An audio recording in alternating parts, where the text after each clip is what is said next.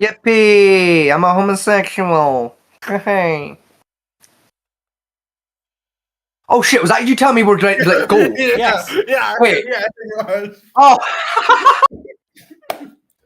Hello there, ladies and gentlemen. I'm your host, Mr. Vegas, and I am indeed a homosexual.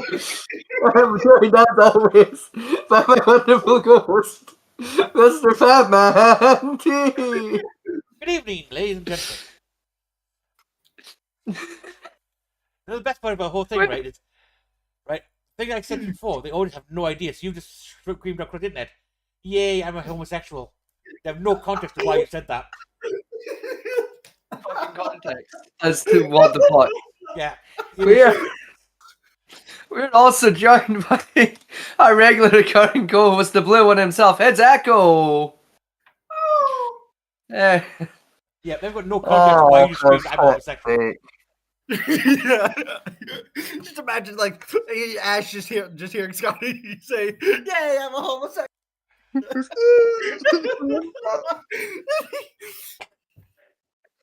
Like, I thought it was a bit. I didn't realize that was you actually saying time ago. I thought you were just doing a bit.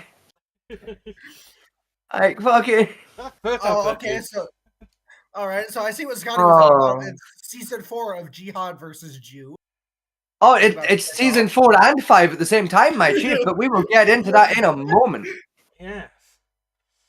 Right, we'll be getting into that in a few moments. They can't have two concurrent seasons on us. That's bullshit. Yes, they can, because one's a spin-off show, don't you know? Oh, okay.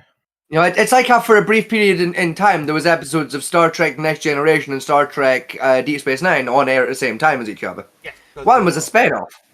Because technically they took place at the similar time that the Deep Space Nine TNG started. Around the same time as Point as well.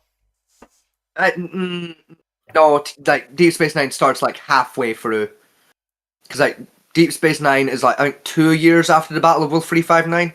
3. I think it's 2 years. That'd be a year. Is it 3 years? 3 years, because technically Deep Space Nine starts at second last season of TNG, and Voyager starts in the 3rd season of Deep Space Nine before the Define comes into play. It does, yes. Because because Voyager's sister ship turns up at DS9 around season 3. So yeah, it'll be back for season 3. Voyager leaves DS9 in season 3 because they go to Marquis. You're right. Yeah, I think it's because I know the sister ship does turn up in one episode. She does, but it's not. I think that might be season 4 or 5 then that happens. The sister ship docks, but it's not involved in any storyline. Just docks, and that's about it. It's just. I mean, it's mentioned that like, oh, that's the sister, and then they just kind of move on with the episode. It's just kind of a thing. Yeah, it's like a throwaway reference. Season 2 of Deep Space Nine is when the Marquis kick up a storm, and Voyager's brought in to hunt them down. Yes, I think it's about season 3 then. Yeah. Anyway, so before we get into things, I know we've already kind of got into things, but before we get into things, we have some explanating to do. But you see, good people at home who have been paying attention, you would know that tonight is supposed to be Dungeons and Dragons. Would change your plans? No. That's next week now. Things went wrong. We broke it.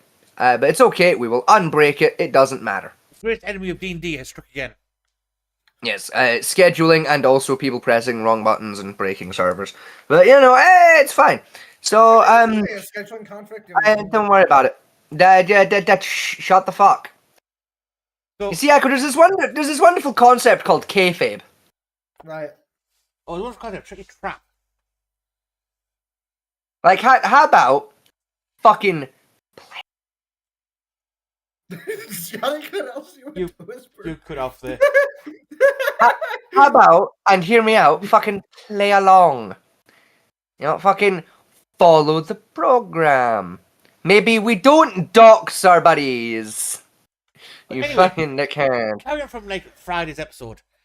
I still think using the twin laser formation on a hammerhead would be better than a single formation on the dog shark.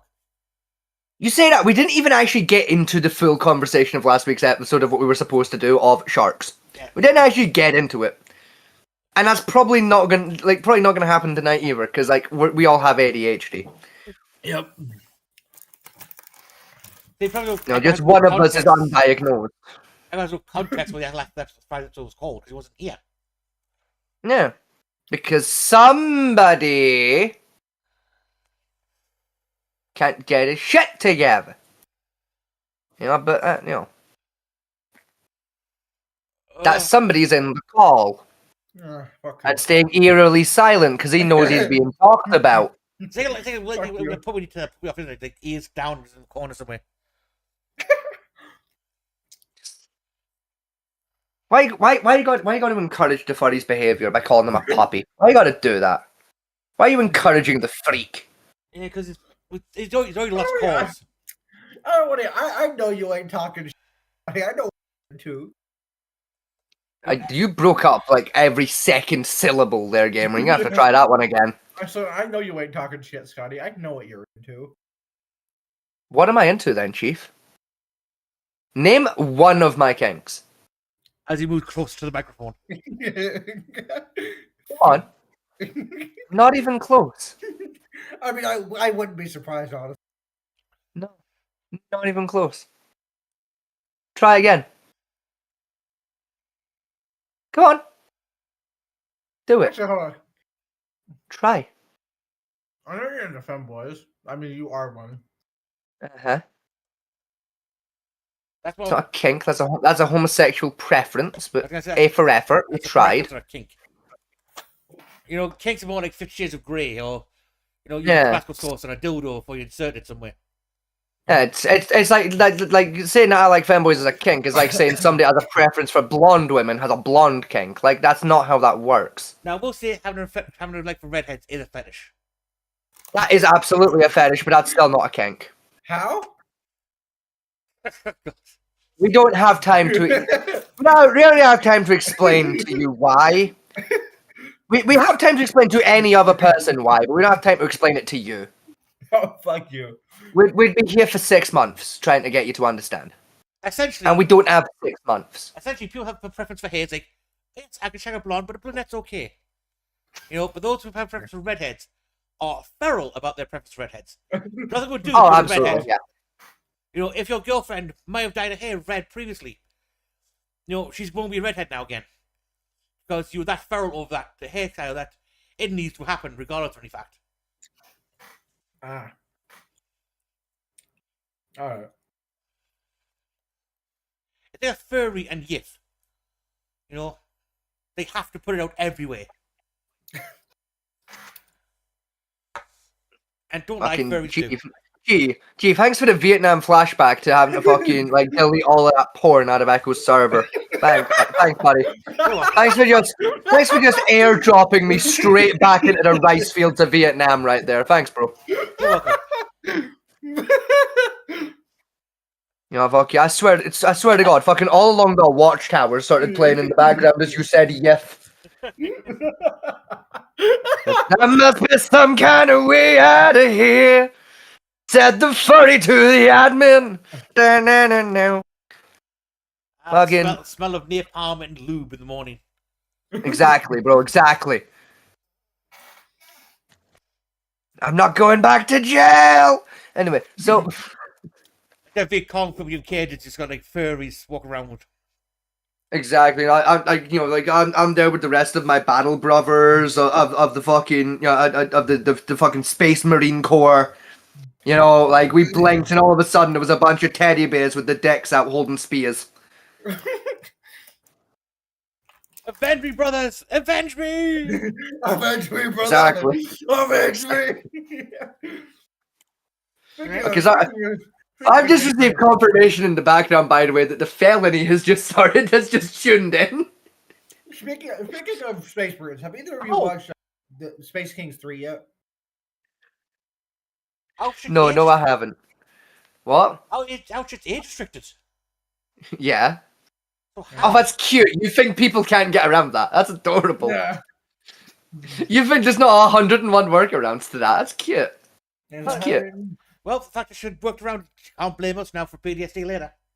Yep. Exactly. Welcome to the hell of your own making. There's 104 ways to avoid verification.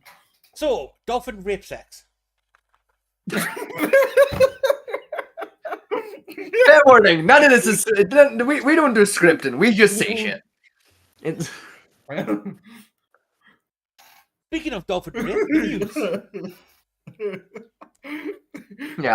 Let's talk about the news before we say more unhinged shit. The Let's have like what's happening in the news. The ceasefire Well, between Israel and Gaza has already collapsed. Yep. 24 hours after it was fucking Hooray! signed. It's season 4 of Jihad versus You, baby. Oh, it's even That's better. who's There's also, gonna win. it's also season 3 of Jihad versus Jihad. Because Pakistan is now Ooh. attacked fucking Afghanistan.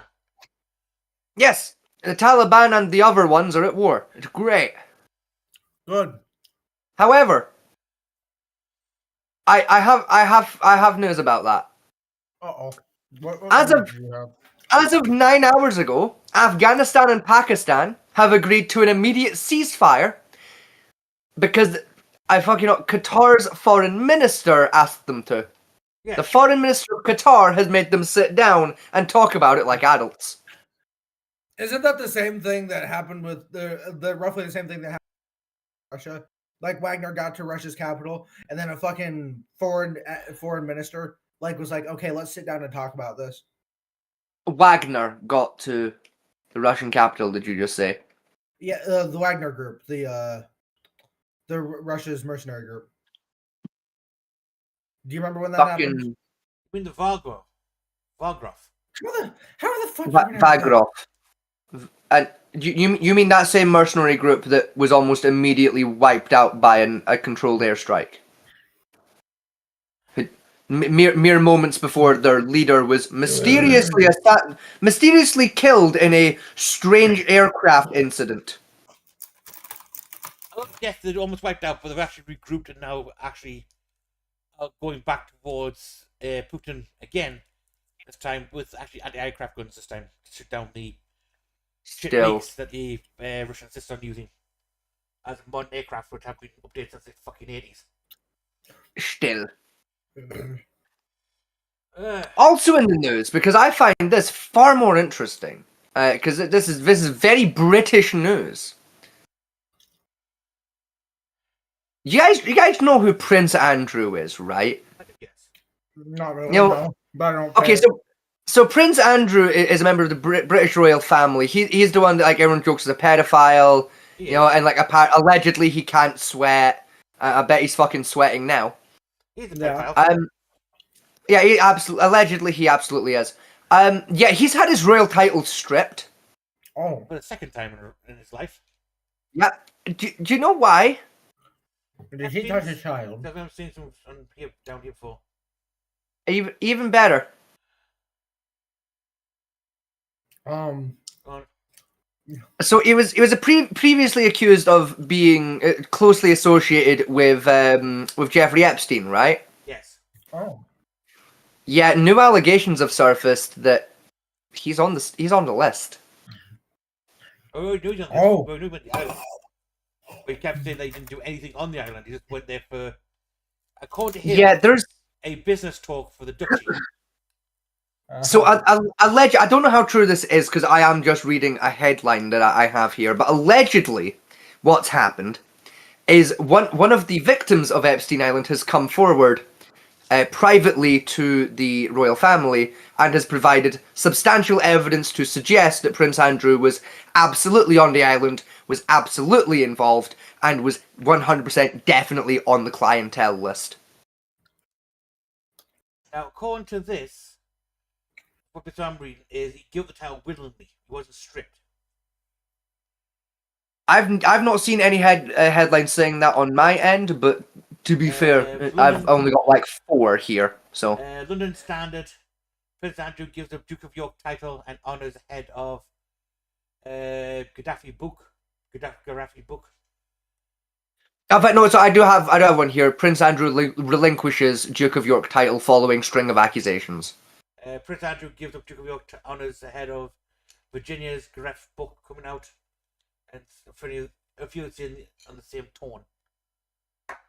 But they are saying Now, that his daughters, Beatrice and Eugene, are keeping their royal titles. Good for them. I don't care. No, Beatrice should definitely lose her title because she's a bitch. Mm. I wouldn't know. I have had zero interaction with her. I've never heard of Beatrice. Right, do you know the shenanigans that Harry got up to Vaguely? when he was in the military? Again, vaguely. I'll be honest, I didn't follow his military career that closely outside of like the Hitler incident. You know, the Hitler incident, you also got the fact that he was like naked, playing billiards in a hotel room, that type of shit in Vegas. I mean, actually, to be fair, that one in particular, it was like such a nothing controversy. Like, he was a young lad in the privacy of a hotel room. Let him do what he wants. It like he was like what 25, like Yeah. fair. Well, what do you Right, mean the Hitler incident? He dressed up as Adolf Hitler for Halloween once. Yeah, going on with the family roots there. Fucking Yeah. legend. The whole reason why that's inappropriate for, we will get into later. Yeah, we don't have time. But there's something else in the news that I saw just before the show. And I have two questions, honestly, about this headline. Question one is what the fuck? And question two, since when were we back in fucking 1335? Why? Oh, what did you see? Well, it's not what it's what I'm seeing before me now because I have scrolled down to pull it up. Right? Fucking brace yourselves for this particular headline. Okay, I'm braced. Okay. All right. Hunt continues for thieves after jewels stolen in heist at Louvre Museum of Paris. The Louvre has been heisted. Probably the most secure art installation on the planet has been broke into again. Yes, it's been broken into and successfully robbed. And oh my dear God, I have just seen the time it took them to rob the building and how they did it. Okay, how did they do it? They used chainsaws. Fair enough.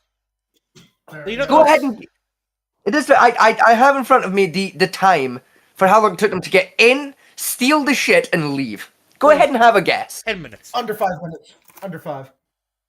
7 minutes to break into the Louvre, locate the jewels in question, steal them, and leave. That's embarrassing. Oh, do you know what makes it so much worse? What? Guess what jewelry was stolen. Well, A very important piece of jewelry. Extremely important to the French, yeah. French crown jewels. So it was their most So much prized worse. baguette. Up there. It's up there. Well, then. It was only the personal jewelry collection of Napoleon Bonaparte. Oh, ow. Oh! Oh! You know the most fucking famous Frenchman in history that isn't Robespierre. Oh, that's good. And what's that? Half its collection was marriage wet shit as well. Yep. Oh, that's gonna. Those bastards aren't gonna live very long, are they? No, please don't hunt them down. The entire French community's gonna hunt the fuckers down. Do you know what makes this like even more insane? Yeah, because what's worse, that's a loan from the Vatican. This is what's crazier, right? The oldest headline I can find for this having occurred is from 8 hours ago, meaning this happened overnight. Oh. This was last night they got broken into. The oldest headline I have here is Louvre robbery forces museum to shut for the day, and that was 8 hours ago. Oh. So this must have they must have been robbed last night.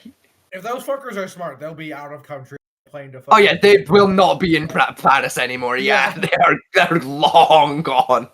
They'll be in like Sweden by now. I was gonna say they're somewhere like Tajikistan or something. Yeah, they're gone. Moving on to the thing, Trump is playing a very dangerous game here now. Yes, I was gonna say that is the like next in my headline collection. Yeah. At least I believe it is. Let me just double check. Yes, it is. Yes. He's paused a call for the requirement for Ukraine to get tomahawks. Yes. Right now, he's been saying he's going to hand tomahawks over for a while. He's Yes. pausing now, right? Because I know what he's doing now. He's paused to try and force Zelensky to sign whatever peace deal Trump hands over. No. It's even worse, actually. What's that?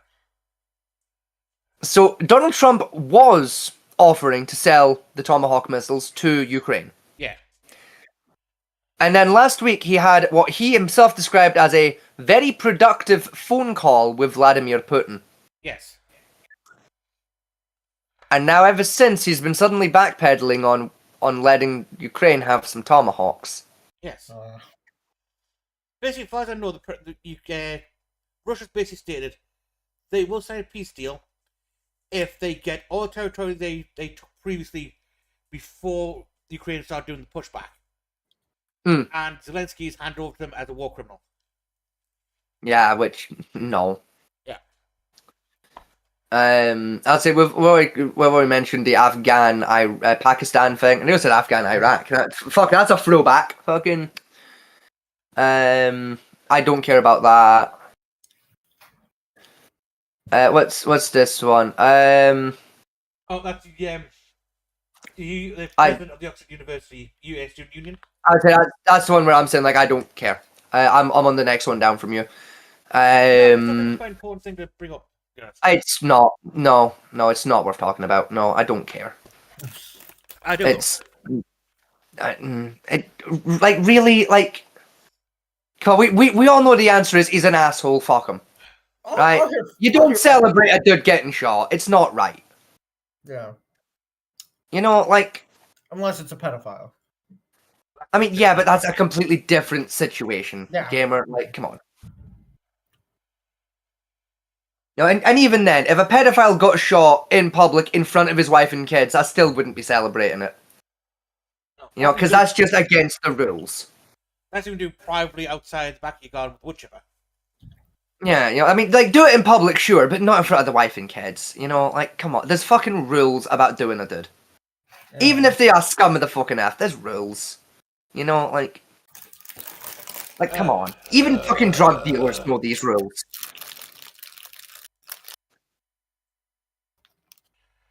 After that, it's basically more shit with the Chinese spy engine that they found, which was apparently integrated number 10 Downing Street and shit. Yeah, and like apparently somehow Iran is somehow involved, but I'm seeing fucking nothing to explain why this is marked as Britain-Iran MI5 news. Yeah, bum, Iran. So, you know. The story's I mean, MI5's throwing a fit over it because they were consulted about it when our president brought in the Chinese delegates into his office, and they apparently copied half our shit. Yeah. But again, they do. Again, what they copied, from what I can tell, is our basic budget report and some war game information we had on from the fucking 90s on how we're fighting the Chinese war. Still not fucking ideal, though, to be fair. Yeah. It's not, but still shouldn't have happened. It shouldn't have, but still nothing you can't find if you went through, like, the, Freedom of Information Act type shit. Yeah, still, though. Still. The fact that, like, they were able to. Yeah. You know, it doesn't matter what they stole, it's the fact they were able to steal shit in the first place. Well, effectively, I don't care how legally they slice this, effectively being aided and abetted by the head of state. Yeah. Really not fucking ideal, is it, really? It's not really. You know, for all I care, they could have stole his grandmother's fucking cannoli recipe and I'd still be pissed off. Yeah, it's like, that's a really bad look. You know, it's like why would they, like, in the office, like, assumably alone and unattended, long enough to download that shit? I know what's or long enough to download anything. What they were unattended or alone is it had, like cameras on them and a specialized device known as an air gap tap sensor, which basically taps into the Wi-Fi and uses like key-locking type sounds to produce an image of the room. It's all tech from the early 2000s, but it's still very effective. My problem with that is these guys were screened before going in by the security forces, which are MI5. Yeah, so how the fuck did they get that past them? Exactly. MI5 is blaming the PM for this, and basically down saying, and you guys screened the cunts coming into the building, and you missed it. Still, like I'm not being funny, right? But like even like let's give MI5 the benefit of the doubt, right? Let's say the spies had this tech up their ass, right? They had it in their prison pocket. I'll give them the benefit of the doubt, right? Sure, right? Yeah. Missed it because they didn't want to anal search some fucking foreign diplomats because that's impolite, right? Understandable. How the fuck, right? How the fuck do you sit in an office with a head of state and pull a spy gadget out of your asshole, turn it on, and use it without the fucking guy on the other side of a desk noticing that you have your hand inside of your asshole? Like, surely he would have noticed. Which leads me to assume one of two scenarios. Either he was in on it, or he left the room and left them completely unattended for at least 5 fucking minutes. Could be both. He could be in on it and he left for plausible deniability. Which either way, what the fuck? You move down like 3 more stories. We've got the national power grid is trying to hire more people to work on the offshore wind turbines. Yeah, not gonna happen. Yeah. No one's taking that job. No, because I found a way to put those. Right? Yeah, They're putting in the northeast Arran Strait. yeah, Most no dangerous one's parts of taking the that sea. job. Yeah, no, you literally couldn't pay me enough money. They want on-site workers as well. To basically, where the plan is, they're going to build a load of farms up, wind farm, turbines up. Then they're going to build an artificial island to put workers on to constantly do maintenance on the turbines. Yeah, you literally could not pay me enough money. Yeah. There is not a number, like, quantifiable to the human mind that would be enough. I bet my working on the oil rig's dangerous enough. You're going to put these poor bastards on a floating platform Yes, in seas with swells of regularly 100 feet. yes. And I think yeah. it's a good idea. Yeah, it's incredibly retarded. No one's going to take the job. Anyway, moving Yeah. on. Fucking, there's no king rallies across America. Yeah. Fair enough. That is, murder Right. life in jail. Huh? A guy who stabbed somebody gets life in jail. Yeah. Michael Ormandy. Yeah. Yeah, I don't remember his case. I'll look into that later. Apparently he stabbed somebody named Rebecca Campbell. Cool. I do not remember this, but understandable. He looks like the kind of guy that would stab someone, though. So. Yeah. Nobody made the news because he got the hitman written across his neck in a tattoo. Oh, please be kidding. Please don't be what I think. Yeah, it's the hitman, like from the Hitman series. No, that's not what I'm saying. Ah. Oh, please. Well, What? Oh, oh, speak up. it gets so much worse. How so? So Oh, you're so gonna say you a minute ago we were talking about the China thing. Yeah, this one. Oh, God. Yeah. Yeah. Yeah, to prove a point, Peter Cummings hacked the government on behalf of China and sold them a bunch of classified data. What? What's worse is apparently the algorithm was using Chinese data processing anyway for our fucking security. Yeah. Which That's how he did it. He just piggybacked the Chinese server and pinged himself in. I mean, like, well played, Mr. Cummings. Like you proved what I've been saying for a long time of our government is tech illiterate, but also you traitorous bastard. How fucking dare you? Probably the first time Cummings done this type of shit before, though. I mean, he's It's hacked not. into the back of England News and his iPhone about 4 years ago to prove a point. Then he See, but that's the thing. He did that to prove a point. This time he did it to prove a point and also, like, unironically just sold the data to our enemy. Yeah. Like, you fucking traitor. The other time he hacked in the CIA using a friggin' what was it? I think it was like some stupid, like a friggin' Chromebook or something. He did do that once. He did also once hack into the FBI using a fucking Nokia brick, which was the funniest shit I ever did see. But Yeah. Dude, it wasn't even funny. He literally just backdoor tunneled using a fucking Nokia brick and then just dropped a virus in there on his way off for a laugh. Oh. Because he tunneled in and went, oh, they don't realize I'm here. Stole a bunch of shit, went, wow, they still don't know I'm here. So on his way out, just went, let me just drop a little virus in here to just give him a pop-up to say I was here. No, what's Because that? he was that annoyed that they hadn't noticed. Did he drop the fucking Pac-Man virus on them? People misreport that it was a modified version of the Pac-Man virus where it basically popped up with like the game Pac-Man and a little message saying you've been hacked by Peter Cummings. Yeah, because I remember the original Pac-Man virus, like Pac-Man appears on your screen, starts eating your screen. Yeah. It basically got rid of like the malware side of it, but Yeah. Oh, then we've got more Israel coffins about people being killed by IDF and the Gaza and Hamas again. hang on. No, these are coffins of the Hamas Hamas hostages that have been given to the IDF via the Red Cross. Yeah.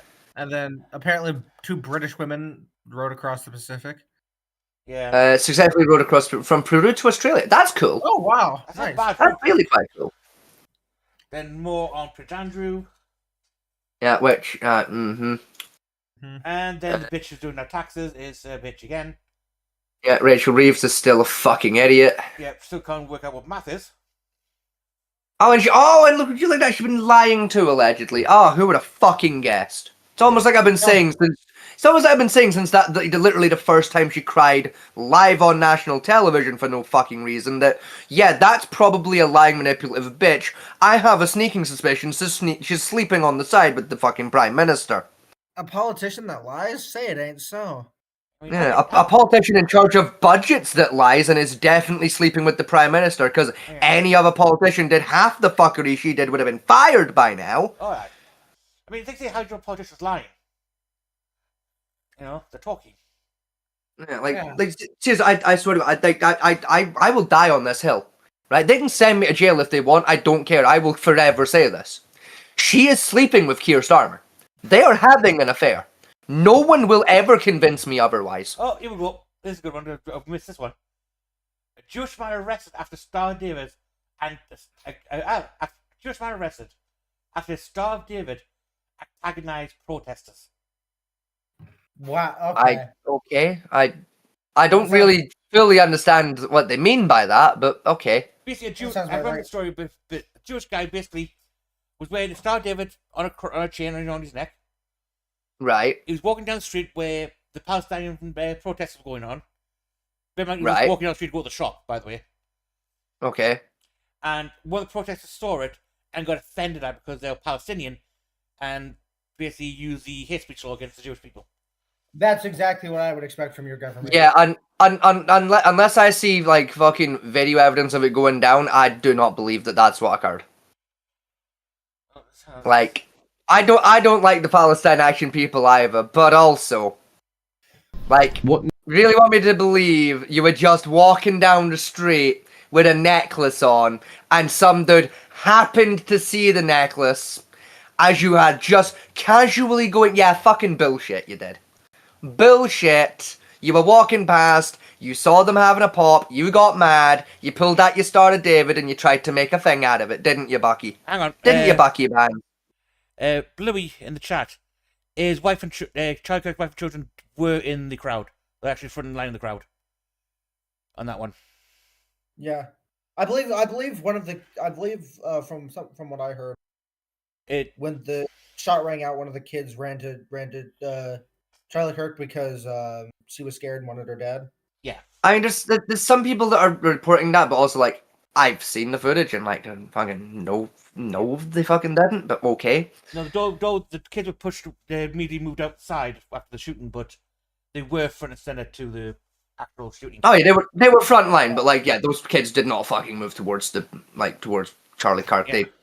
You can literally watch them as they huddle into their mother. Like,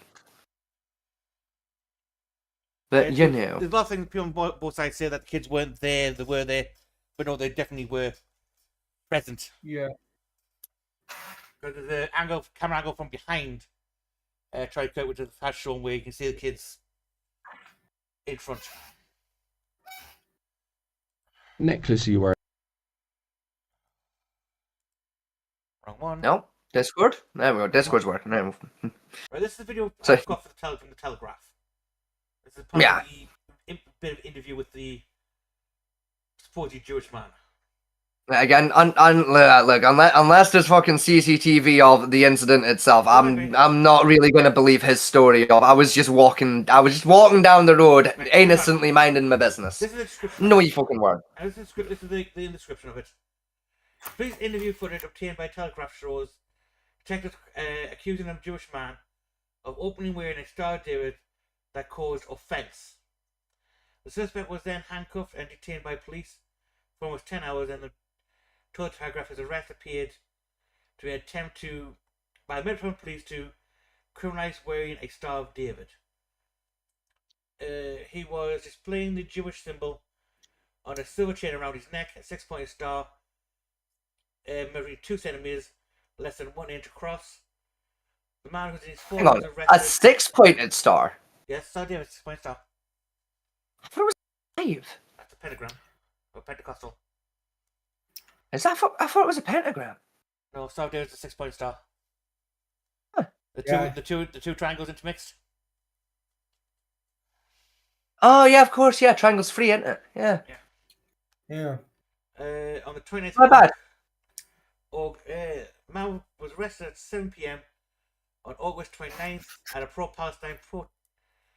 pro-Palestine protest outside the Israel embassy in Kingston, central London. Was he now? The lawyer insists he was acting as an independent legal observer, monitoring events for unlawful behaviour by a protest to the something. Okay, so this man willingly went to a protest, like of Palestine, like people supporting Palestine, where like openly displaying a Star of David. Yeah.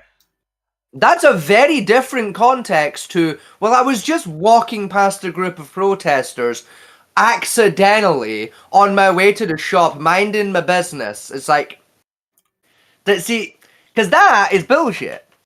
Hang on, Then it's very different to, well, I decided to go to a protest and observe. Right, Nick, let's take a quick watch. Have a look. Right. This. Got a necklace on it, right? Yeah. Star of David. I think he set out his position in his statement that he was there as a legal observer. I think that's the concern. That is what saying. Yes. But I've obviously got to investigate an allegation, and that these are the questions that I'm putting to him to either prove your involvement or non-involvement in the allegation. Okay?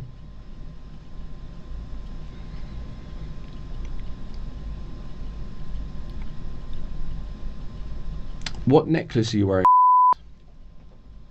Got a necklace on it, right? Yeah. Star of David. Because the officer details this in their statement. What, that I've got a Star of David? Yeah. So? They felt that the actions that I've just mentioned about going up close proximity to the pro-Palestinian protesters. Can I speak and- to my lawyer for a second? Of course you Am can. I able to... Yeah, I mean, I'm concerned about this question about the Star of David. Why are you concerned? Well, I think I'll have a private consultation and we'll set out my concerns. Okay. The time. Yeah, I'm still not on his team. Like, Right, give their argument here, right? Yeah, he went there to completely observe. Fair enough. Right, that's within everyone's legal right to observe the protests going on, whether or not you're Jewish or not. Everything. That's correct, but you know, you still have to do that with like the acceptance of, I might get lifted though. Problem is, if you're there as a legal observer, just observe, you're not doing anything else. Right? Let's give him the benefit of the doubt that he wasn't. All he was there doing was observing. Right? Let's give him that benefit of the doubt because we don't have anything controversial yet. I mean, you said that, but like the description read out earlier, like gives you the context of he was there as a legal observer, observing for unlawful behavior, and it's like, I see. Well, yeah, that's just stand there looking, watching them. Technically, Yeah, but looking with a purpose, and that purpose being of detecting unlawful behavior when he's not a law enforcement officer. And also, if that was the case, why was he in, and I quote from the officer, close proximity to? You can check for criminal behavior from quite a fucking distance, actually. Yeah, but close proximity could be up to the barrier markings of a protest area. Yeah, but if it's close enough that they were able to see your fucking Star of David necklace, clearly enough to be mad about it, there. I'm gonna say it's Hang on. probably more like 5 No, feet. hang on, you missed a point here, right? What that detective said is the arresting officer saw Star David and used that as a pretext to arrest him. Even still, Not it's like, not the pro-Palestinians did. The officer did. So therefore, the officer stole him wearing a necklace Still. and then arrested him for it. still, Right? like, No, you've not mentioned any of the criminal doings, just that he was wearing the Star of David so far. I get still. Like I get the point you're trying to make. I just don't believe him. Like, like, I'm sorry, you don't get to turn up to a protest that clearly probably not going to be a fan of you, and then complain when people aren't a fan of you. That would be like me turning up to a pedophile support protest with a big sign around my neck saying, fuck chomos, and getting mad when someone calls me a dickhead. Like, if I'm gonna do that, I should expect to be called a dickhead, you know?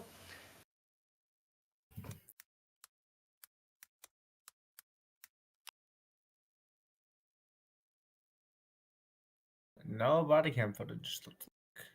Unless, like, even body cameras, I'm still not gonna believe it. Like, unless I got CCTV, leading up to and including the moment of offense, I'm not gonna be on this guy's team.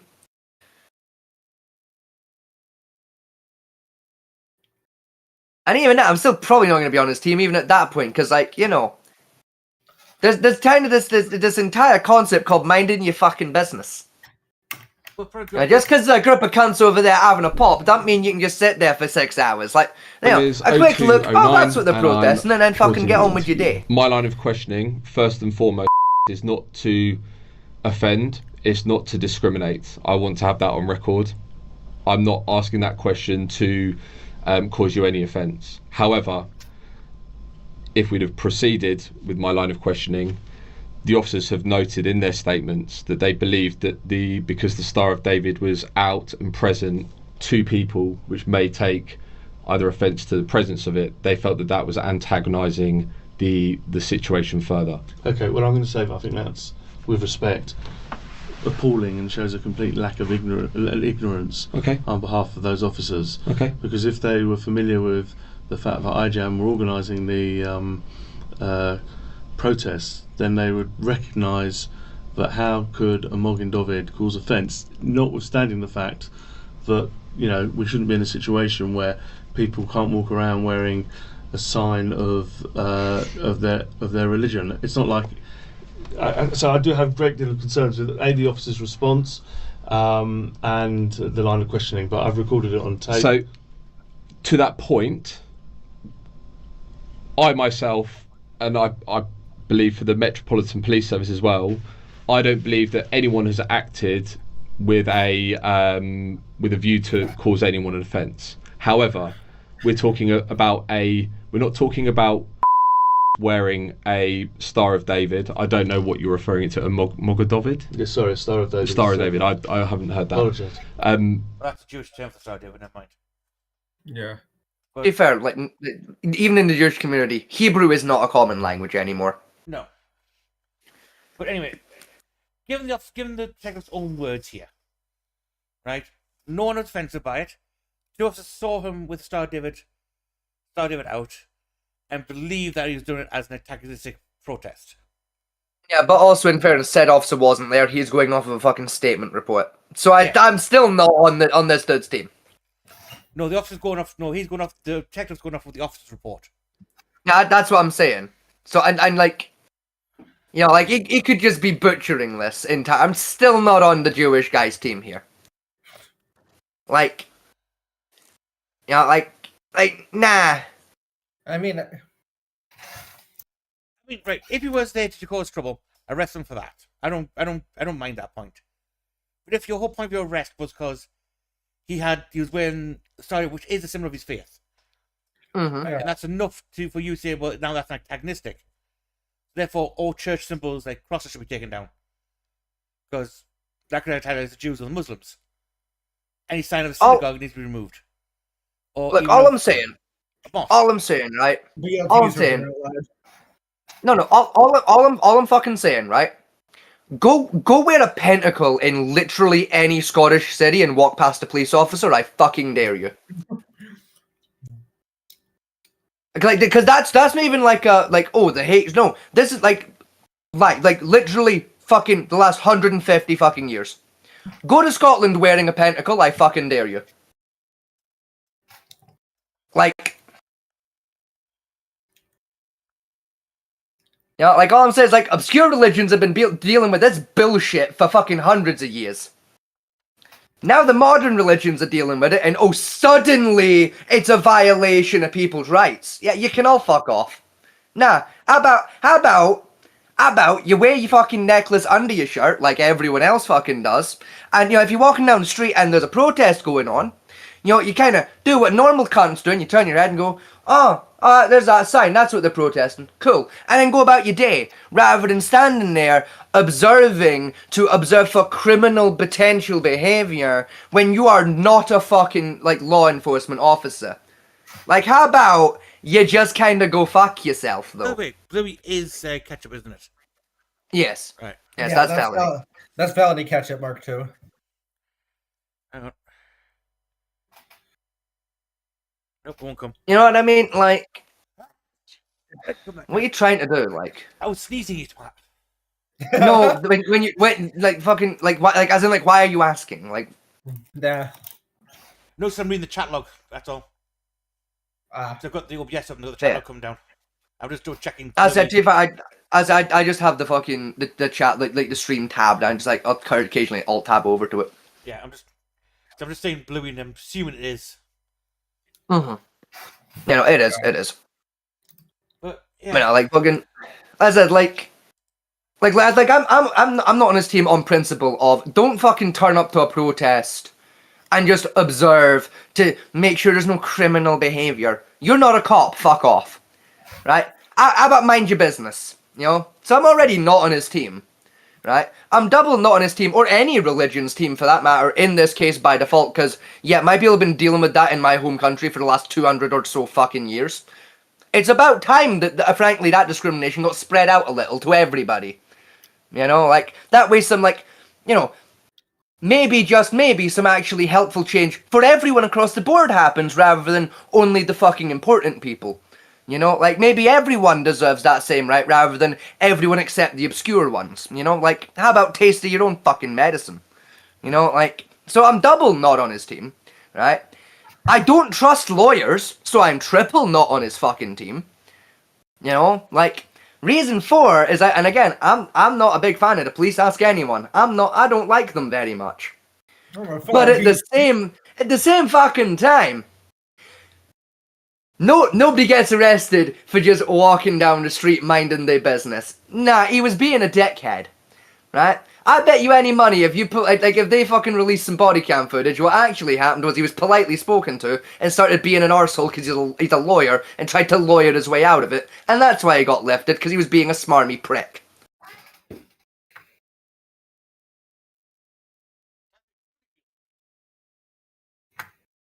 I always tell you how I truly fucking feel on this show. I don't fucking hide my, unless I'm about to say some real out-of-pocket shit, I don't fucking suppress myself, and you know that.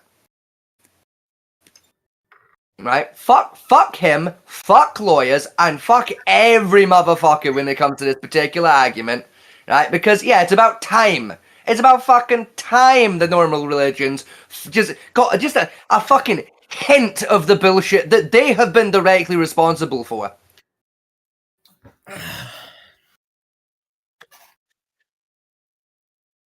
It's like, oh, I got arrested because I had my religious iconography on me. Oh, what a shame.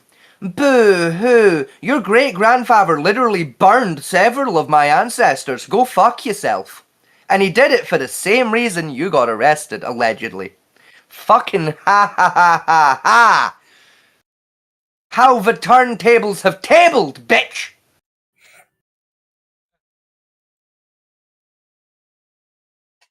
Anyway, in other news, Crossout has been shown to be the most gayest game ever. Yippee.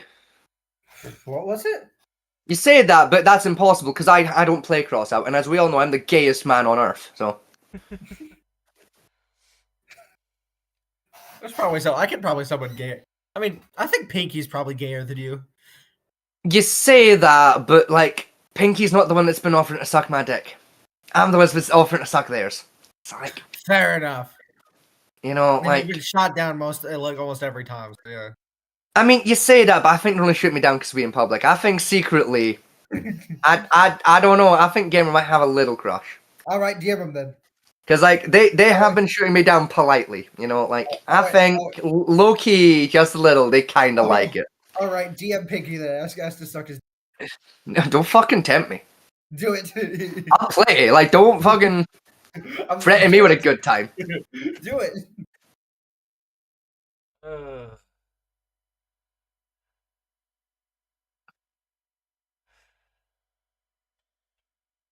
Anyway. You know what, yeah, fine, yeah, bet. No, I'll do it, actually, yeah, fuck it. Fuck you, bet. Bet, I'll play. Where is he? There he is. You just move fucking Fatman T's stream out of the way. In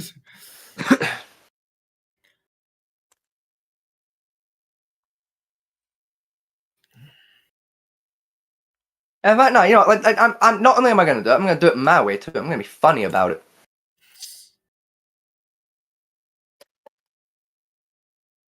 Oh god.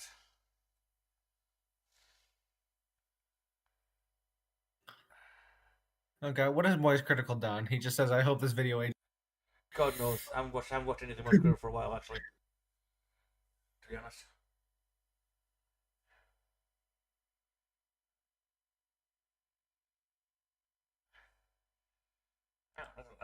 Another subway attack here in New York City. This time the victim is a cellist who performs on the platform while attending medical school.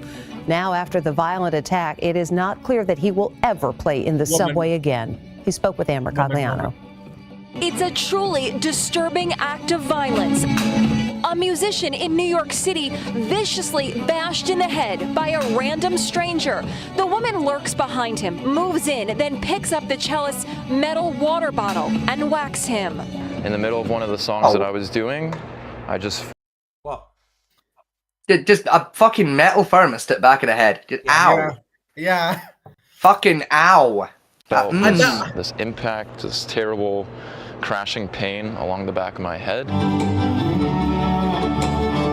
29-year-old Ian Forrest is a third-year medical student at Mount Sinai Hospital in Manhattan, who also plays in the subway for the pure joy of performing for people. Please welcome Ian Forrest. He's such an accomplished cellist, he was invited to play the national anthem at Madison Square Garden last December. Nice. But what just happened to him is leading to outrage across the city. It does, you know, I did not know you could play the national anthem on the cello. Oh, yeah, Neither did I. Neither did I, but I am impressed. That low-key goes kind of hard. Yeah, very well done, sir. And I'm not fond of their anthem, but low-key, that goes kind of hard. I mean, as a cellist, they're very large violins. If you were anything doing a violin, you doing a cello. Even then. The prayer principle is the same. Didn't know it would work, but it goes kind of hard. Yeah, I don't. But I mean, if I don't know, like New York subway stations have some of the weirdest tradition of like music artists playing on there. Oh yeah, it's just kind of a thing. Yeah. Like, I was in New York for a grand total of 8 hours. I saw like fucking 25 buskers. It was great. I was on 2 whole trains, and like there were just like 24 dudes down there. It was great. There's the video of that woman you see her just picks the bottle and goes bang, and it's something. It's like, why? It's Yeah, like the fuck did he do? Yeah. You don't like him play. I mean, he's played decent for as I'm concerned. Yeah, I've heard far worse cello performances. He's still a little bit high in his amp, but that could be down because the amp's crappy, or the person's phone was. It's recorded. Both are believable. Yeah. But still, it's in the subway station. station. You really don't attack the buskers of the New York subway. Let me let me just make sure I did actually DM the correct person that shit and didn't accidentally send that to like Jaden or yeah, no, I'd sent to the right guy. It's fine. It's fine. You didn't send it. If you had said that to Jaden, Oh no, game. That's the thing is like you imagine like because like Jaden's game like Jaden would have like made a joke if I'd said what you think. yeah. Yeah, I floated my way instead, and it's like, yeah, I don't know. Jaden might not have been as game with that. Jaden's a fun gamer, but he ain't really. His goat does not float in those waters, bro. That is not the correct balloon for his house, if you know what I'm saying. We mean very aggressive, were you? I like to play more very, very, very, very, very gay. Station, you're doing your own thing. That could all be broken in a quick moment with an act of violence and hatred. Ian Forrest was playing his cello right here in the Herald Square subway stop, a popular place for street musicians to play. After the woman hit him with the metal water bottle, she simply disappeared. This isn't the first time he's been attacked. Last June, he was punched and choked while playing in Times Square. At the end of a performance, this man came over and tried to steal my cello, my donations, and then proceeded to punch me repeatedly in the face, put me in a chokehold. You may never play again in the subway. You may never go back. Yeah. It definitely gives me pause to want to say, do I want to go back and do this again and put myself out there in harm's way? The safer bet for him now is the atrium of Mount Sinai Hospital, filling the air with beautiful sounds. Police are still looking for the suspect. That does make sense. You know, if you get jumped in a hospital, like at least you're close to the doctors. You know, like yeah. Yeah.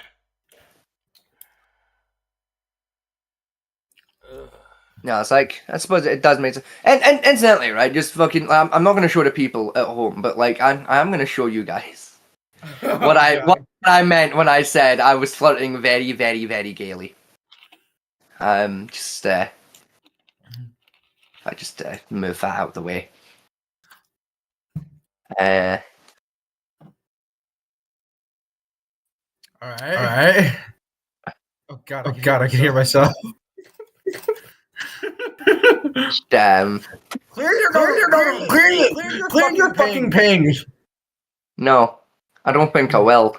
That upsets me. This is the thing, is I know what they all are anyway.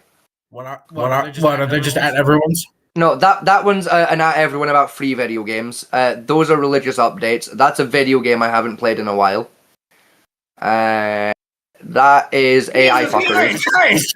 I don't even hang out in there. I don't know why I'm in that one anymore. That's a mod that I follow. So those are just updates. Again, that's a private server for World of Warcraft. I haven't logged into in like 6 years. That is a private server for an MMO mod for one of the fucking Need for Speed games. That is the Apex Legends Discord, because I used to play that a lot. That's one of my buddy's shit posts. That is, I don't remember what that one is. Actually, that might be a mod or something. Don't remember. That's for a game I tried to get into and couldn't because it literally doesn't have European servers.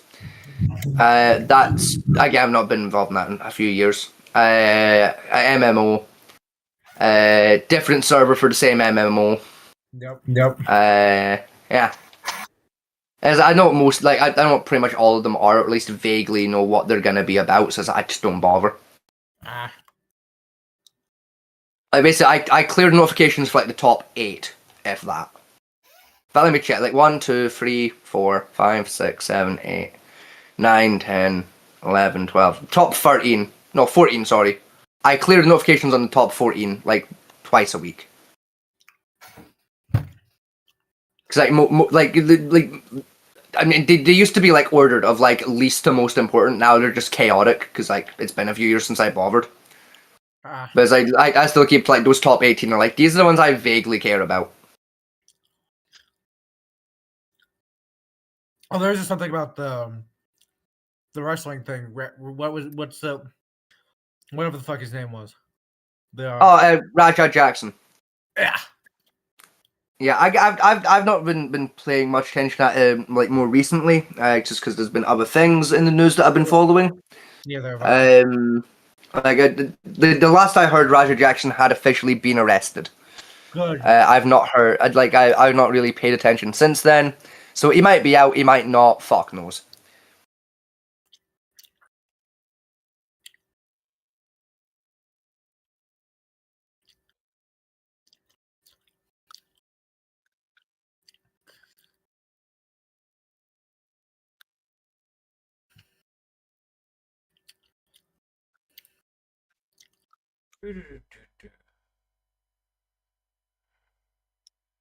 That makes it interesting to have a look at.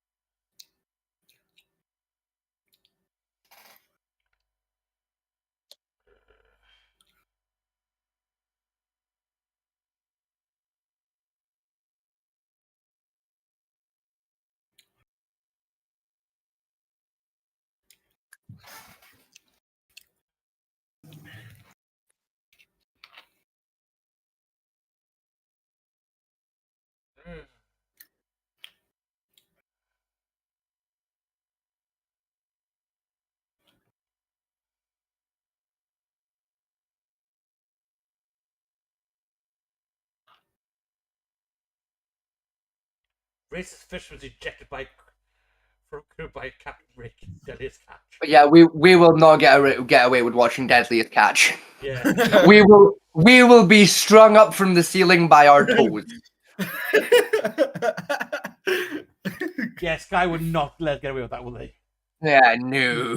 Not even will Discovery. we will be executed in our sleep by the SAS.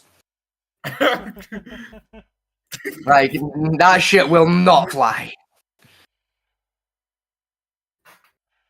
But to be fair, great show. I used to love Deadliest Catch. I grew up watching that shit regularly. It was a great fucking show. He was also stabbed in the head. That was a year ago, apparently.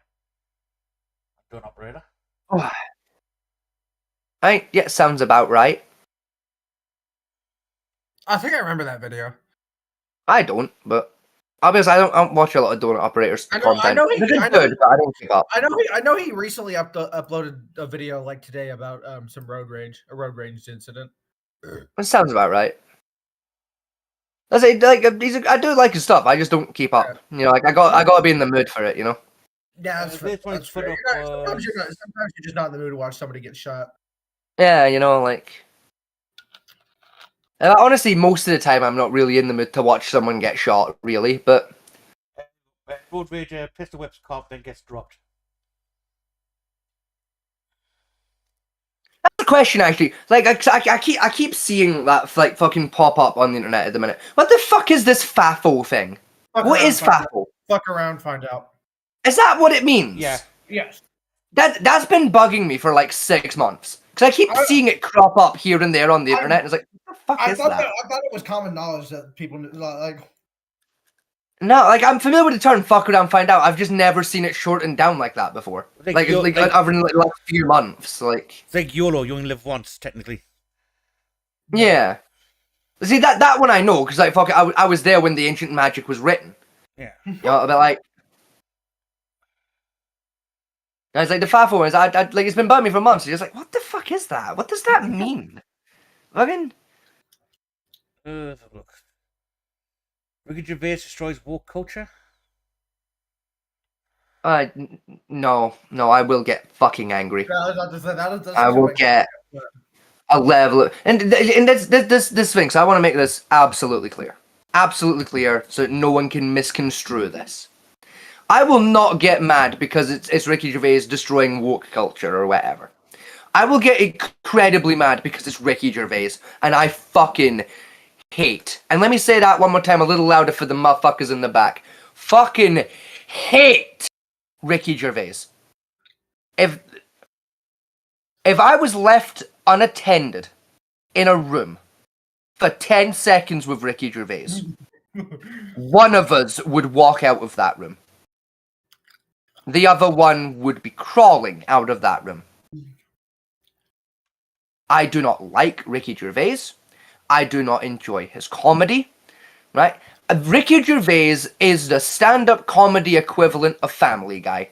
He thinks he's fucking funny, but he's just a dickhead who doesn't have anything of value to say, and quite unfortunately, he's saying it far too fucking loudly. Okay, look, I've got this one here. It's from 11 months ago. Knife experts, the terrifying truth about knife defense. Oh, goody. Oh, for fuck's sake, man. No, I'm just predicting, like, I'm gonna disagree with him heavily. Because it's never a good sign when they say knife expert. Because that usually has fucking horse shit. Usually it is, yes. Yeah. They normally have all the expertise of a 12-year-old girl in the topic. As a martial artist, there's very few things that classify as a true expert in knife combat because only really one, maybe two coaches have like dedicated knife fighting techniques. That's like Papua New Guinea and the Philippines. Yeah. And that. And like, I'm not being funny, but he don't look like a guinea pig or a Filipino. No, he looks Filipino. Because technically, what's these tits? Dumakida, he's Filipino. Yeah, and like, Beardy McBeanie here doesn't really look like Doug Marcaida. You know what I mean? Let's have a look. A vast majority of people who survive knife I mean, the fact attacks that he's have wearing a beanie already does not fill me with very much fucking hope. This is from Jose and Kemp. It's just gonna be some bullshit. Probably. I think that might be. I mean, I can't see it properly, but I'm assuming that might be Jose Uncampa. Just guessing based on your pronunciation, but I can't read that very well. So. Echo November, Kilo Alpha, Map Papa. Fuck it. It doesn't matter. It's from Jose. absolutely no I think that's it. whatsoever. Now, does training Or is that Jesse? improve our odds of survivability? Yes.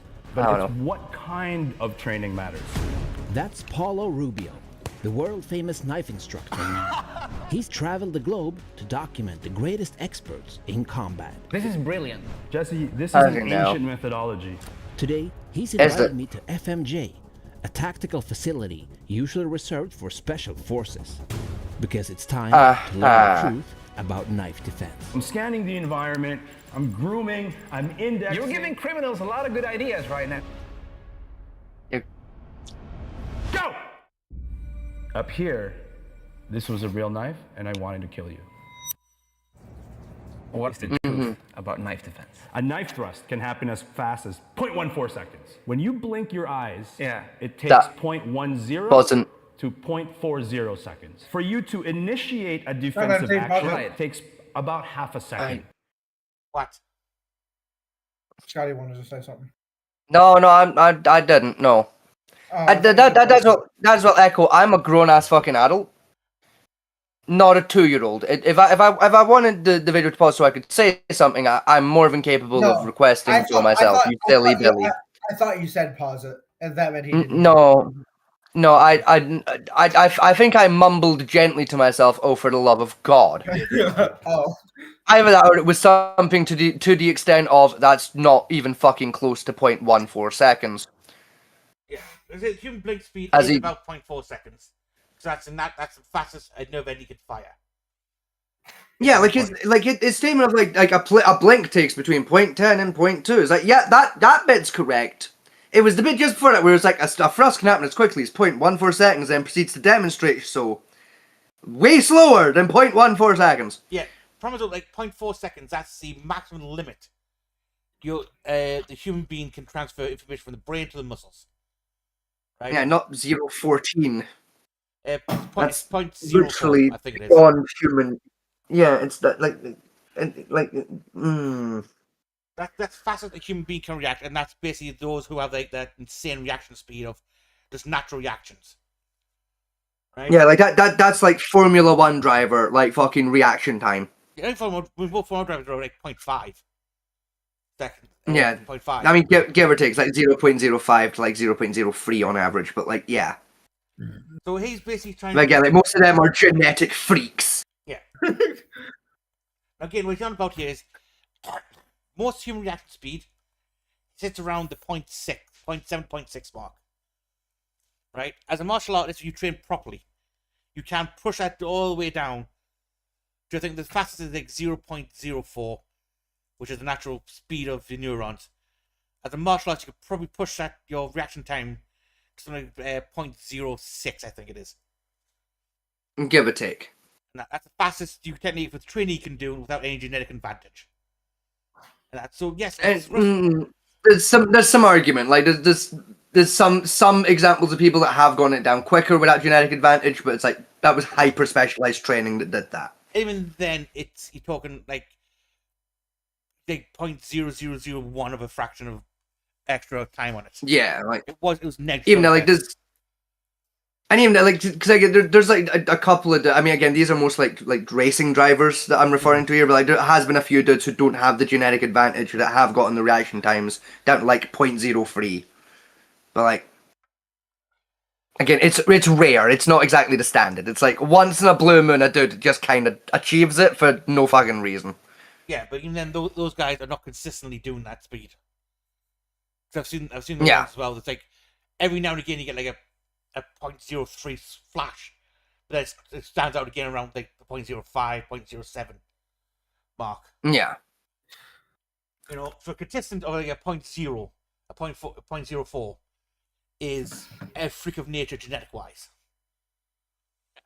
Like it's technically doable, but it's unfucking likely. Yeah.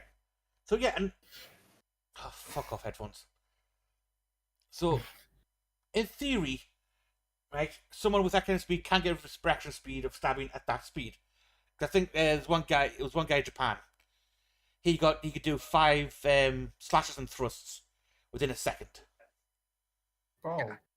Which is like a 0.2, and all that, which is very fast technique wise, and very hard to defend against. That's true. But I'd like to point out very quickly as well, incidentally, when like just to get out of the way here. I'm just for people at home. I'm very much coming into this video as a person of authority. Given I've been in fucking knife fights before. Just so that we all have that context of I've been in a knife on knife fight. I actually know what I'm talking about, unlike fucking Beardy McBeanie here, who's probably been in a grand total of 2 fucking knife training fights. What evidence do I have to suggest that he's been in 0.2 training fights? The way he's fucking holding that knife. That is 99% of my evidence that this man hasn't got a fucking clue. Because any man that claims to understand knives that is one fingering his fucking handle mid-conversation while moving his hands is a fucking idiot. Even I don't do that. Actually, I bet you'll find if you were to record yourself talking while moving your hands while holding a knife, you would find you do that because it is part of a normal human's reaction. Yeah. It is it's one of those stupid muscle reactions a lot of people have subconsciously. Like most people do have to train themselves to not do that. And the reason you don't want to do that is because you run the risk of fucking dropping your knife and, you know, stabbing yourself with it and or throwing it at someone on mistake because you talked a little quickly with your hand. People can't say this, but in the code can. Right, this is like, say my knife I've got when I made thing is a lot of time you say a lot of people think like this because when you talk your hands, you talk like this and you express. Yeah. Right. Most times, anyone who's decent with a knife would generally have a looser grip, or always keep a thumb on the knife. Yeah. Just keep you keep all of your fingers fucking curled around it. Yeah. You just so that you don't just drop that bitch or throw it. Go on the sink. So that way you're not sliding off on your thingy, or actually dropping on the floor. You definitely don't have a loose grip like that. You know. Yeah. You might put like a finger lock on it to stop it like sliding anyway. And I still wouldn't hold my knife talk like this, even if the most I would have is like this on my hand, where I still got a thumb here and like 2 fingers locked on the handle. It's one of those things for like knife combat where it's like going to like a gun range and hearing a guy being like, "Yeah, I was Marine trained," while he has his finger on the fucking trigger, just dry barreling fucking everyone with the safety off. It's like, yeah, you were not in the Marines. Get off my range. Do not barrel check me again, or I'll break your knee. Or the aiming at the target, they've got a side like this, trying to aim down. Yeah, at somebody. I mean that one I can slightly excuse because you know what? Maybe he's just trying to be funny. You know, maybe he's having a laugh with the lads. Like whatever. I don't mind that one. Yeah. But if you're barrel checking my ass, finger on the trigger or not, I know you have got no fucking training whatsoever. Now you could for the claim of it could be because like Binar's got a finger well on his knife's got like a little finger marker on it as well. Point. Yeah, it doesn't matter. If he's a knife combat expert as he claims, he'd still fucking know better. This is my Bowie. Straight handle, like no finger well guards on it. Right? Yeah. Still hold it the same way all the time. Even if we won't go to reverse handle, still throwing the same way of just keeping hand on it. That way, I'm not risking throwing my knife at somebody. And again, it literally doesn't matter what kind of fucking knife it is. It's up there again with just like basic trigger discipline, like with a firearm. It is day one fucking stuff of like. But by the time you get to the point where you can call yourself familiar with a knife, never mind a fucking expert, it should be hard coded into your DNA not to do that shit. Even a chef holding a chef's knife would keep his hands contact the knife because even when he's talking, you could throw a knife and sharp chef knives. Oh, kill a bitch easily. Yeah, like. What's also is knife. I'm not even that highly trained with a knife, and even I know not to do that shit. What also proves the fact that he's not a professional knife user is he's got a cord wrap handle. Yeah, which, you know what? It's a training knife. I can let that slide. What I can't let slide is just all of the fucking safety and discipline being up a chicken's cooch. Let's keep going. Let's see what else we get from this. I'm sorry, were neither of you ready for me to say chicken coach? Knife defense is impossible. Even if you see it coming and you initiate a defense, the likelihood of you being successful at it is very low. Think about this. What percentage of the world's population do you think does martial arts? Less than 1%. Less than 1%. What percent of 12% actually, technically. The world population does some variation. I feel like I have to say, like there's more than that. It's about 12%. About 12%, technically. In England, it's about 0.1% of the world population does it. In America, it's about 2%. That's including the military in it. China has about, I think, 30% of the population does some form of martial arts. Begin that. There's a lot higher because they have more like martial arts to pick from and a lot more schools teaching them. Yeah, Japan's about the same, about 30-40% area, but globally, it's about 12. Yeah, I know that there's like one of the requirements for one of the South Korean Special Forces unit is you have to be a black belt in what was it, Taekwondo? Taekwondo, yes. Particularly Southern Style Taekwondo. But to be fair, like they teach you how to do it while you're in the military. So it's part of your basic. And again, that's South Korean military is only about 100,000, about 53,000 strong. Give or take. Out of a population of, I think, Korea's around 30 to 40 million. Give or take. So less than 1% of their population does it. Right. And then even the entire population, you're probably looking like 5-10% of them do any kind of form of martial arts training. You know? So yeah, the number is definitely lower than what people think. Everyone assumes that half the world does some kind of martial arts, but no, it's about 12% on average. There's some form of martial arts, because including HEMA, European fighting styles, or martial arts, and those people refuse to accept that for some stupid reason. Even boxing gets counted in those statistics. Yes, because boxing is a martial arts. Oh, really? Because martial arts basically considered a mortal art. I didn't realize boxing counted. Yes, it does. Yes. Why wouldn't? Let me ask you. Why wouldn't boxing be a martial art, Echo? I don't know. I just never I mean, do you know what martial arts connected the two? Do you know what martial arts actually means? The something fighting with your hands and feet. No, it's called mortal arts, which means mortal as human body, using your human body as a weapon. Right. Right. So anything that requires you to use your physical body itself as a fighting weapon is classified as a martial art. So, like, say, boxing, Krav Maga, HEMA counts like HEMA has throws and locks in it. All that physically counts at it. There's a few medieval martial arts like pugilism or gladiatorial pugilism from the Roman Empire. But to be fair, pugilism is just boxing with metal strapped to your hands, to be fair. Technically, yeah. But then you got the Greco-Roman wrestling. Does that mean hockey because of all the fights that happen? No. No, technically hockey is just a combat-related sport that uses other martial arts. Yeah. Traditionally, you're seeing a lot of boxing and weirdly a lot of Greco-Roman in the hockey. Yes. Like a lot of Greco-Roman wrestling. It's slightly suspicious how much Greco-Roman you see. You know how many times I've seen a motherfucker get suplexed on the ice? It's a little suspicious. But yeah, it's Greco-Roman is technically martial arts generally referred to a technique where you learn how to use your body as a physical weapon. And that can use like tools as a part of extension of that weapon, such as knives, swords, staffs, and all that type of stuff. The core of it is using your own body to fight with. Yes. Even if it is, horse shit, as like the martial art in question is horse shit, looking at you, Steven Seagal, even if it is fucking nonsense that doesn't do anything, it still counts. Because it's speaking of Steven Seagal, very quickly, that reminds me, I have to issue an apology because I have been incorrect about something. Oh, what's that? For a long time, right?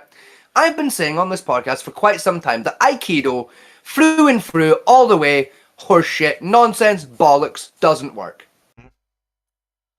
I have been proven incorrect, for I have learned something about Aikido that I didn't previously know.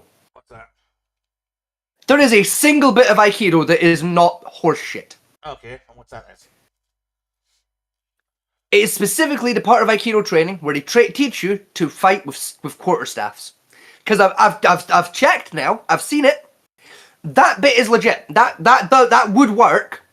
They got that bit correct. The rest of Aikido is still dog shit, however. I mean, quarterstaff and sword trade technically they are legitimate sword staff techniques. And that. Yes. I mean, to be fair, their sword technique is just the Tai Chi sword style with extra steps, so I don't count it. Technically, it's Bakujutsu, which is the samurai fighting technique, but never mind. It's really not. It really is. Look, gamer, nah. Nah. As someone who's practiced Bakujutsu, I don't know what the difference is between the two. Yeah, so do I. It's like, nah, it's more just Tai Chi with extra steps, really. It's... The problem with Aikido, its biggest fallback, right? It wasn't designed as a combat martial art. It was a bit like Tai Chi originally was designed as an exercise martial art. Which, I'll be honest, should by default disqualify it in everyone's books. Like, the clues in the name, martial art, combat art. Like, if your martial art wasn't designed with the idea of being martial, it shouldn't fucking count. And you should fuck off forever. Probably Tai Chi does have a fighting style associated with it. Correct. Tai Chi, I'm willing to make the exception to, because Tai Chi can actually be effective. I disagree with how they teach it. This whole fucking do slow so you can do fast. How about no? Yeah, because they... like, if you train to do something fucking slowly, when you go to do it, you're going to do it slowly on muscle memory, not quickly. Like... I would say Tai Chi is off the way around to most martial arts. Most martial arts start from strength to fidelity. So you go from hard to soft. Right? You train hard, then your body gets softer and softer, so it allows free flow movement. Whereas Tai Chi goes the opposite way around, where it starts off with soft flowing movements and then explodes into sharp striking points for the combat style of it. Which is... I disagree with them on that. But it is a very effective... I've seen it used as actual... Unlike a lot of Kung Fu's, I've seen it actually used very effectively as a martial arts style. Unironically, Tai Chi is one of the very few where it's like, that wasn't designed to fight with, but Fuck me, does it work though? Yeah, it's Now, Tai terrifying. Chi, I actually have some respect for. And for the record, I'm talking about traditional Tai Chi, not the new age bollocks you get taught in yoga gyms. Oh yeah, because me and my dad was doing some Tai Chi before he died, and that. And like I say, because I was trying to work out how it worked as a combat style. Because I did hear it's used as combat, so I was trying to figure it out. Yeah, and that, and I say it's odd in the way it works. Because you got the very slow flow movements, and that. But once you actually put intent behind that movement, it is devastatingly effective as a fighting style. It's one of the very few where I can say I may disagree with it, but I cannot deny its capability. Like, it is a very effective style. Yeah. Again, disagree with how they go about teaching it. I don't fucking agree with the whole fucking train slow to do fast, because that's just not how muscle memory works at fucking all. You know, but hey, if it works for them, it works for them. I think they're fucking idiots, but I think the biggest problem I can't deny the effectiveness. When they train with Tai Chi for the slowness, it's because some of the techniques I learned when doing like old style karate training is when you do some of the katas, you do move very slowly, but you do it's like your full body under full tension. So every muscle is fully tensed up as you're drawing the motion out. Now, if you do Tai Chi but to be fair, that's but to be fair, when you're doing that with the katas, that's mostly for muscle toning and style points, but also so you have the time to actually think while you're doing what the fuck is step 2 as you're doing step 1. It gives you that thinking time, like while you're first getting it ingrained into your head. That does build up muscle memory in your muscles of how body's motion for that technique. It does, yes, but it also does it a lot fucking slower. As it is more just to tone your muscles so you look good, and also so you have time to think so you can get it ingrained in your head easier. Yeah, Tai Chi's the same way though, if you think about it. A lot of styles don't show the tension. In the original Tai Chi style, body tension was there and very slow, deliberate movement. But correct, and that's part of what I'm saying is like you go back to like the year 10 when they first came up with that shit. Yeah. Oh yeah, 100%. I understand why they did it that way. It makes sense. The more like the more kind of modern teachings of it, yeah, you're fucking idiots. And then the new age dipshits, frankly, I want them to try and do that shit in a fight because I think it would be really funny to watch happen. Like I yearn for the day I get to see some fucking UFC footage of a yoga mum just get fucking bodied by Brock Lesnar. I call them Central Park Tai Chiists. Yeah, literally those fuckheads. Yeah, literally those fuckheads in every New York-based movie. Yeah. I yearn for the day one of those dipshits joins the UFC and just gets fucking bodied. Because, God, do they deserve it so much for being fucking stupid. One of the reasons I did learn it is because I watched Jackie Chan do it once in one of his movies. And one of the things he said it was the longest one, it's according to him when he did an interview against, Tai Chi was the longest one he had to learn for. And the more complicated one to do because he says he had that very soft, flowy movement they had to put intent behind, which was harder to do than he thought originally. Yeah. You know, I said it's. I argue heavily that it boils down very much to how they teach you Tai Chi that makes it more difficult than it needs to be. Yeah. But again, it's one of those things where once you do have it down, fuck me, is it good? It takes a lot more work than is really fucking sensible to actually get someone there. Like, if they just taught it the way they teach every other fucking martial art, you'd get there in half the fucking time. It's one of those ones is, you've got to find an old manuscript Tai Chi manual. And someone who teaches that. Because I've come across like 3 different books I was learning from. One was the original manuscript from like, I think it was the 5th century China. Then I had one from about the 60s. Then I got one from like, I think it was like 2000, 2001 I was looking at. And the 2001, God, Bennett was a shit. I mean, I'll be honest, I'm one of these like martial arts dudes where it's like, see if your martial art manuscript was written after like 1987, it's probably full of horse shit. Yeah, I generally agree with that because that's when the new regulations came down that blocked half the shit off. Because most of my martial arts manuals I've worked from are like date back from like 1900s to 18th. I think the oldest one I've had was like the 5th century Tai Chi one and a 3rd century Kempo manual I got my hands on once. The only one I still own. That man, T, but geez. My dad was old as well. Thank you very much. I think the oldest one I still own is a karate manual from I think 1960s and 67. I think it's from 68, something like that. It's in my book collection up in Scotland. I don't know what's left in this house at the moment is a judo manual that dates back to I think the 1940s. That black and white one lying around somewhere. Yeah, I know the one you mean. Yeah, because I tell you what, that's one of like the very few martial arts, like in my book, where it's like even the way they teach it today. Yeah, no, that shit still works. Oh yeah, still very. Judo is fucking great. I genuinely love and respect the shit out of judo. That is a great martial art. It's not my thing. It's not my style.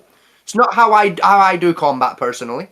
I'm very much more of a punch you in the liver, break your leg kind of a fighter. But I respect judo. Judo have those techniques in them. Just like a lot of schools don't teach them because they teach it for the Olympic standard, what they call judo. Not yeah, it's more throw and hold. You know, it's more like throws, holds, submissions, that kind of. And again, effective stuff. Fucking, let me tell you, my dad used to do judo a lot. I've had a sparring match with my father, and he kicked the ever loving shit out of me with like judo, just doing the throws and the holds. Kicked the shit out of me, and in theory, I have a higher belt in a martial art than my dad ever did, and he still beat my ass clean. Clean as a fucking whistle, he got my ass. So I do respect the shit out of judo. It is up there on my list. I love that shit. Oh yeah, it's one of the 7 ones I've learned. Personally, I prefer jiu-jitsu over judo, but that's a personal preference on style. Original jiu-jitsu, yeah, and like proper jiu-jitsu. That's up there for me. Because it's judo, but it actually teaches you how to knock a motherfucker out. Yeah. Like, I do like jiu-jitsu. It's very much more my street. Whereas Brazilian jiu-jitsu, yeah, that's capoeira. That's what down less fond of. To be honest. Yeah, I mean, this like see if you take like Brazilian jiu-jitsu and you just take the flippy dippy shit out of it. Yeah. Fucking great stuff. Wonderful stuff. And the flippy dippy shit, it fucking works. It's effective. Until you come up against somebody that understands how it works and knows to just break his momentum and he's fucked. Because for some reason they never teach Brazilian jiu-jitsus what to do if they're trying to do their flippy dippy shit and somebody doesn't care if they get kicked in the head, so just tanks a kick to the head and then fucking pushes them over. The other thing about capoeira is people go about capoeira think, yeah, capoeira is a very effective technique, but it's such a long build where you've got to wind up the body to get the momentum going first, and then it becomes effective. Once you break that pull back, it's like that scene. It's like that scene from Fight Club. That one scene in Fight Club sums it up perfectly. Where it's just like they've got that cocky capoeira fighter doing flips and shit, and then the main character just walks up and just fucking Superman punches him clean in the fucking jaw. Yeah, and he's finished. And it's just like, that sums up capoeira and Brazilian jiu-jitsu beautifully. I'm just like, once you get going, you had to stop, but if someone all I gotta do is just fucking land you on the fucking jaw while you're still spooling up like a fucking Beyblade. And like, it's game over. Yeah. Because if I hit that right, I can use your building momentum against you to knock you out with the gentlest little punch to the jaw. Yeah, because it comes down to the history of capoeira, because what people don't know how it came about is that in Brazil back in, I think it was 1830s, fighting styles were banned. So they invented dance style to preserve a fighting technique. Unfortunately, they forgot that the fighting technique is supposed to exist. They just left the dancing part, and then the dancing part became the martial arts. So it's... Anyway, let's get back to That's it. Visually very impressive. And again, with a good practitioner, very effective. The average Brazilian Jiu-Jitsu and Capoeira fighters, however, you push them over. It's so fucking easy. With Capoeira, you've got... Hang on, Fat Mentee's dying. Oh god, is he okay? I'm fine. No, see what it is he's allergic to bad martial arts like I am. Is you've got to keep your opponent at your extremities limits. Once you get past your ankle and into your knee range, Capoeira becomes useless at that point because they don't have the centrifugal momentum to get around for that whip attack. Where they used to, exactly. Effectively, just don't let them build up speed, and they're fucked. Jump up, kick back, whip around. Yes, that's how shit. Or if you want to be really mean to either one of the fighters, what you do, right, It's tricky to do it, but it's really funny when you pull it off. Is let them start building momentum, right? And basically time it. So just as this like basically like throw past you, right? Like basically so that they're side on with you. Start stepping forward, so that by the time they're within range of you, they're like their back is to you, and then just kick them in the back of the leg. Just get them right in the fucking knee from behind and force them onto one leg, and then just fucking punch him in the back of the head. My first one. It is so disrespectful, but it is so fucking funny. My one, my dad did to someone who's decap wearer was even funnier. He told me about it. He was doing this. He got this like spin up for like the real heel spin kick. So my dad did. Yeah, that's when you want to do it. Wait for that spinning heel to like start going around for the build up, and then just step in and kick the back of the leg. Because if you time it just right, they'll drop down onto that leg, and then the kicking leg will come down, and their heel will hit the floor, and their knee will keep going, and then their leg will break. And then you just add that extra pepper in there and just get them in the back of the fucking head. My dad did two. It's so cruel, but it's so funny. My dad did two things, son, because he fought them twice. First time he was doing the move, my dad basically sat down his ass, right, and just kicked his leg out and just knocked his pivoting foot offset of gravity by 3 inches, which caused him to do a split right on his bullsack. Second time he did it. That is a good way to do it. I don't. Right, second time he did it, my dad just stepped forward, grabbed the guy's ankle from his kicking leg. My dad had some like ridiculously strong arms. It was insane. Oh yeah. Right, and then my dad just span around, hold his leg, and just threw him. Use his own force as a pivoting point and just launch him straight out the fucking ring. That'll do it. Into the wall. Brilliant. See, I'm not that polite. Like I don't do none of this catch and throw bullshit. Like, nah.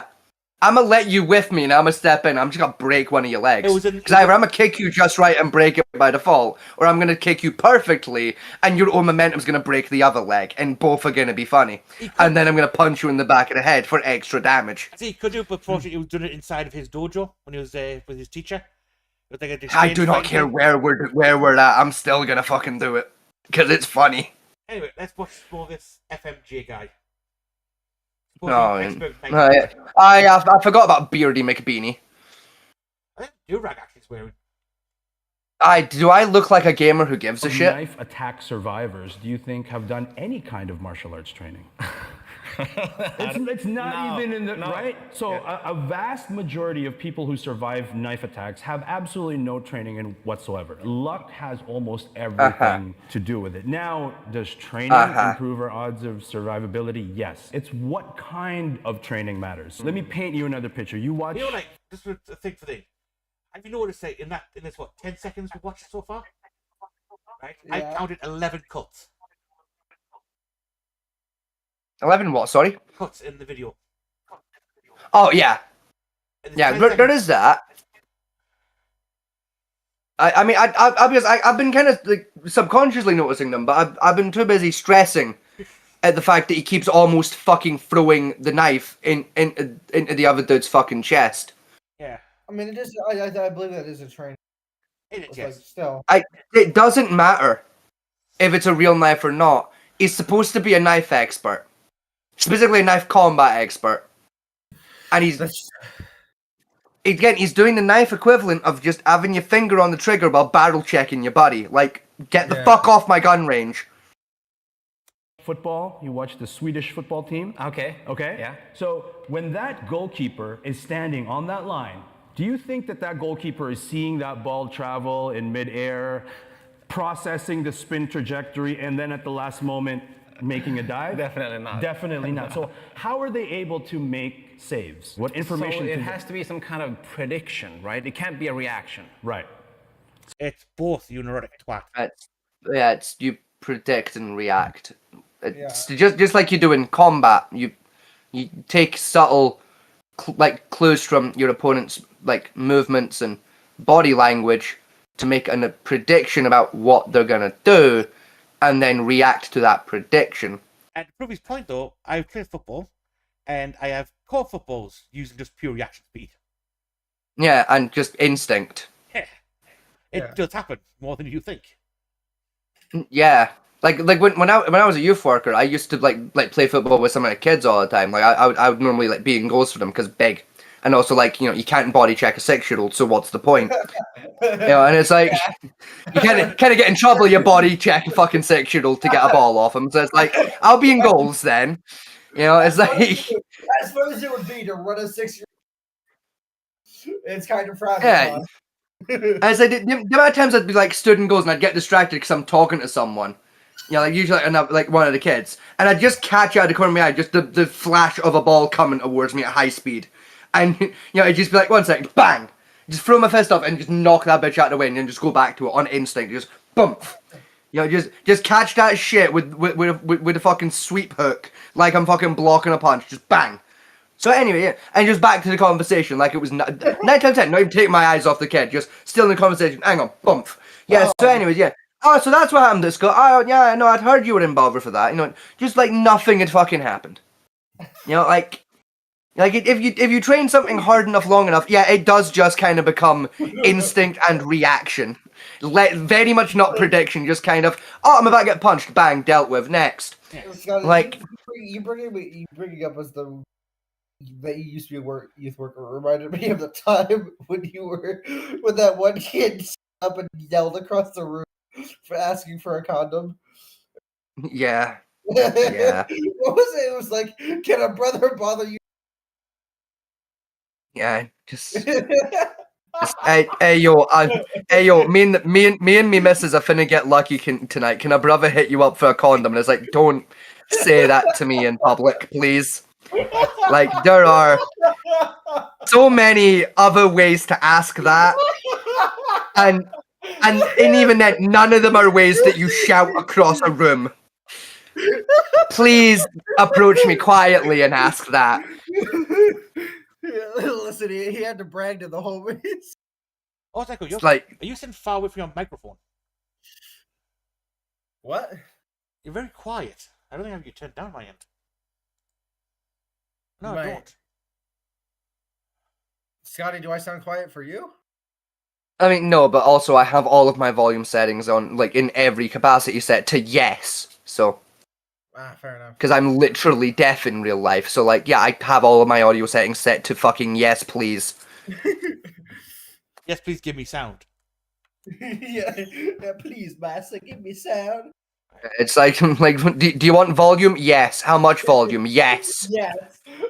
Fucking, basically, right, take your volume slider, put it all the way to the top, and then just go a little bit further while we're at it. Go just fucking go into your own root kernel and add extra numbers to that fucking slider, please.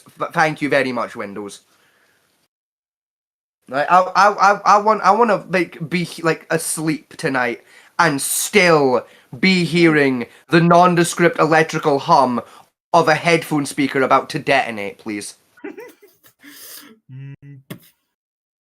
Yeah, just that sound that like high grade speakers make when you got the volume way too fucking high.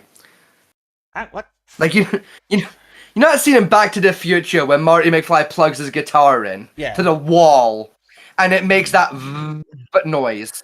No, my headphones permanently make that noise at all times. Vegas, check the chat, will you? I can check the chat in the background. What the fuck off. Right, buttons, right. Just to check, you mean the stream chat, yes? Yes, I'm reading the stream chat, yes.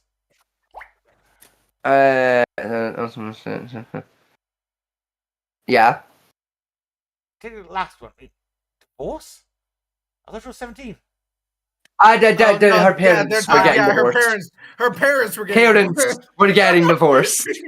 I understand your confusion, but the parents were getting divorced. I don't have the low dump on felony here. That's right. And dealing with the divorce. What? So you were concerned for a minute, weren't you? I was concerned. Wait a minute, Ash doesn't live in the Middle East. Wait a minute, you're not brown. Echo, there's some states in freaking America where that happens, so go like, wait a minute. The felony doesn't wear a hijab. Hang on. They say there's no, not parents. So you were getting divorced, not your parents. Or was No, it your no, the parents were getting divorced. It was the parents who got divorced.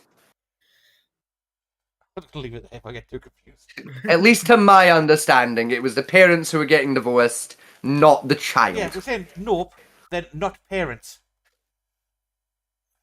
Even then, I feel like they're trying to, like, because you gotta remember, they're on a delay to our conversation because streams.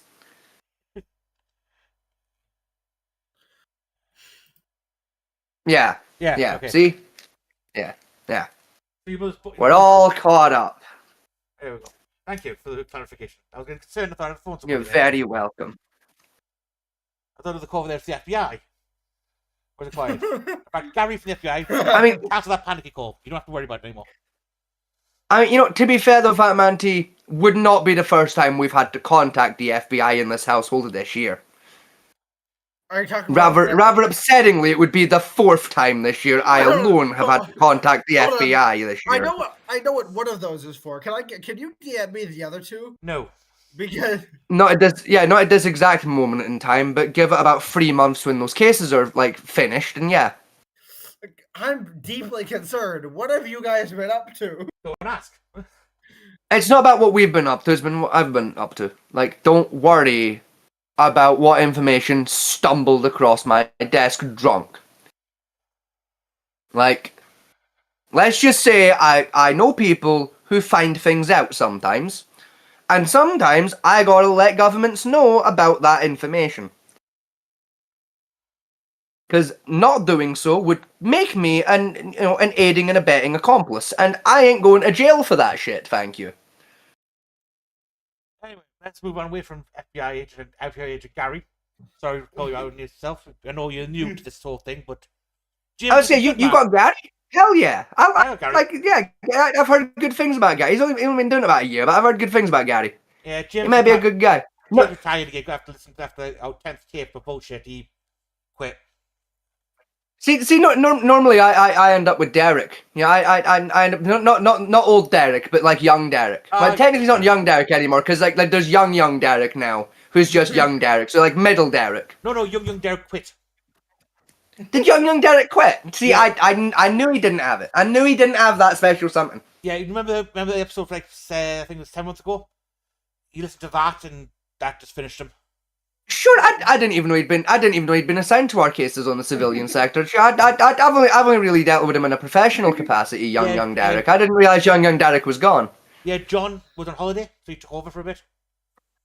Of course, you're right. John did go away. Yeah, because it was what, Magaluf, I think John went to. Benidorm. Benidorm, that was it. He went to Benidorm. Yeah, so he did. I got confused in the background entirely. Yeah, I am extremely confused. The fact that I was just off the cuff bullshitting, just yeah.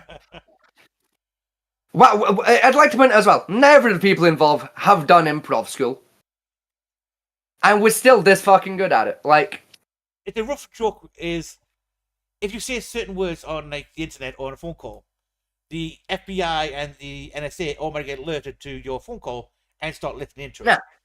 Yeah. Every so often, me and Vegas drop one of those keywords as we're talking randomly, just to piss them off. For a laugh. So let's do it again special here so we can get John back in the show like for 5 minutes. So Echo, here's the exact ingredients to make anthrax. Ooh, yay! Now remember, recipe for lemon cake. There we go. Now that John's tuned back in. Recipe for lemon cake is directly pointed to the White House and the presidency of the Oval Office. It is, yes. So here's exactly step by step how to make yellow cake uranium. Okay, so now that Donald Trump is listening, fuck you, you orange bastard. I hope you get hit by a very slow-moving tractor. Now, like one of those cartoon villains, like that steamroller slowly runs him over. Like you know, I've seen in Austin Powers with the steamroller where the guys are like, stop. Yeah. I hope Donald Trump ends up being that security guard. No, I'm for like... Right, so now that every American government agency is mad at me... No, I'm for the one for like Who Framed Roger Rabbit. That is a pull from the darkest pulls of my memory. I ain't fucking seen or considered that movie in such a long time, dude.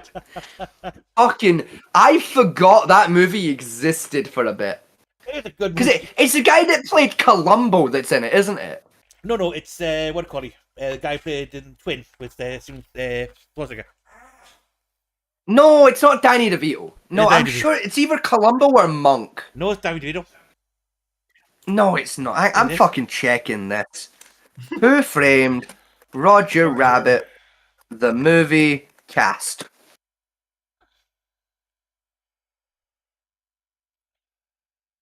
For those curious why I had to specify the movie, it's because there's also a really obscure TV show about it. Yes. Oh no, it's Bob Hoskins. It's Bob. Oh yeah, it is. It's Bob Hoskins. It's the guy that played fucking Smee in Hook. For the two people who remember Hook. I do. I don't. I also have too confused like Danny DeVito and Bob Hoskins because they look very similar to each other. Let me just read out 4 movies, right? He was in in consecutive order. These are the 4 movies Bob Hoskins was in, right? So he played Shmee in Hook in 1991, right? So this isn't in numerical, but I will make it numerical in a second here, right? So 1991 he plays Hook, right? 1980 he's in the film Long Good Friday. Now I've not seen the Long Good Friday, but he's in that. It's a good film. Right? 1988, Who Framed Roger Rabbit? Yeah. Right? Then, randomly, in the year 1993, Super Mario Brothers, the movie. Yes, he played Mario. He plays Mario in Super Mario Brothers. 2 years after being in Hook. And I'm just gonna double check that he did play Shmee. He did, yes. Because I'm pretty sure he was Mr. Shmee in Hook. 2 years later, Mario in Super Mario Brothers, the movie. Yeah. What in the fuck happened between the years 91 and 93, where he went from being Shmee to Mario Jumpman Mario? What the fuck happened in his career in that little time frame? He got the role of Mario in the Mario movies, that one. Because A, he was short, he vaguely looked Italian, and he had the mustache for it. Even then, what was going on in his life that he agreed to be in that movie after reading that script? He was kind of forced into it because he was contacting with Warner Brothers at the time. Kind of like just basically dictated what movies he did. For a little bit. Still, if I got approached, as an actor, if I got approached to be in Super Mario Brothers the movie, and I read the script, and it was even fucking a fifth of the level of shit that one was, I'd punch my agent in the nose for daring to try and ask if I'm willing. But no, motherfucker. No, I'm not. One thing I do love about Who Framed Roger Rabbit is one of the few golden times in history where Warner Brothers and Disney were on the same page of shit. Yeah, dude. It's such a cool movie because there's so many really obscure cartoon characters that you forget are technically owned by Disney. Yeah. They are just sprinkled throughout it. Like Betty Boop turns up in that movie. Betty Boop's in there for 5 minutes, and then it clicks in your head of oh yeah, shit, Disney owned Betty Boop. Betty Boop, you've got damn. Dumbo's in there, Mickey Mouse is in there, and all that. Yeah, and it's Daffy Duck, Donald Duck, and it bugs me because. He is, and again, because the Betty Boop one bugs me so much because Disney owns Betty Boop, and I fucking love some Betty Boop, and Disney never do anything with that IP anymore. You know what I love about the whole Betty Boop bit in that whole entire film is Betty Boop goes on stage as a fucking stripper, pretty much. Yeah, she's there's like a fucking burlesque girl. It's that makes sense. I believe that, and it's also really nicely animated. Whoever animated Betty Boop for that bit did a great fucking job. If you want to echo, trust me, right? Find Who Framed Roger Rabbit and actually watch it. Yeah, low key on it because it was I said it a minute ago. I think it was 1993. No, 91. 1991. It came out and so much of the animation and special effects still holds up. Yeah. Don't get me wrong. There's some special effect in there where you can look at it and go, There's also great, one Jim Carrey was also one that that, could have done better than MS Paint, but a lot of it is so good. there's one of the very first movies Jim Carrey did as well. Yeah. It's such a good film. I fucking love Who Framed Roger. I get not thought about that film in so long, but it's so good. So fucking good. It's also called the very first epidemic of wifefulness in the West because of his wife.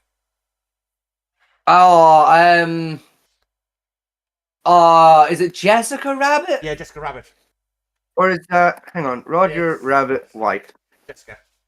Because I think it's Jessica Rabbit, not fucking, no, it's Jessica Rabbit. Yeah. Yeah. So what was fucking, Bugs Bunny's wife? Candy Boy doesn't have a wife. He has a crush. Yeah, he's got Lola. It was Lola yeah. Bunny. That was Lola it. Bunny. Yeah.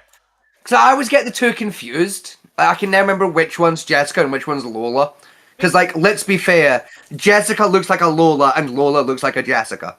To be fair, like with Lola Bunny, right? Is you got some IPs of the cartoon where there's Bugs Bunny's cousin and sister, basically the Barbie thing, where it's got like Barbie's Ken's sister, cousin, wife, girlfriend, side piece because he's cheating on with Cindy.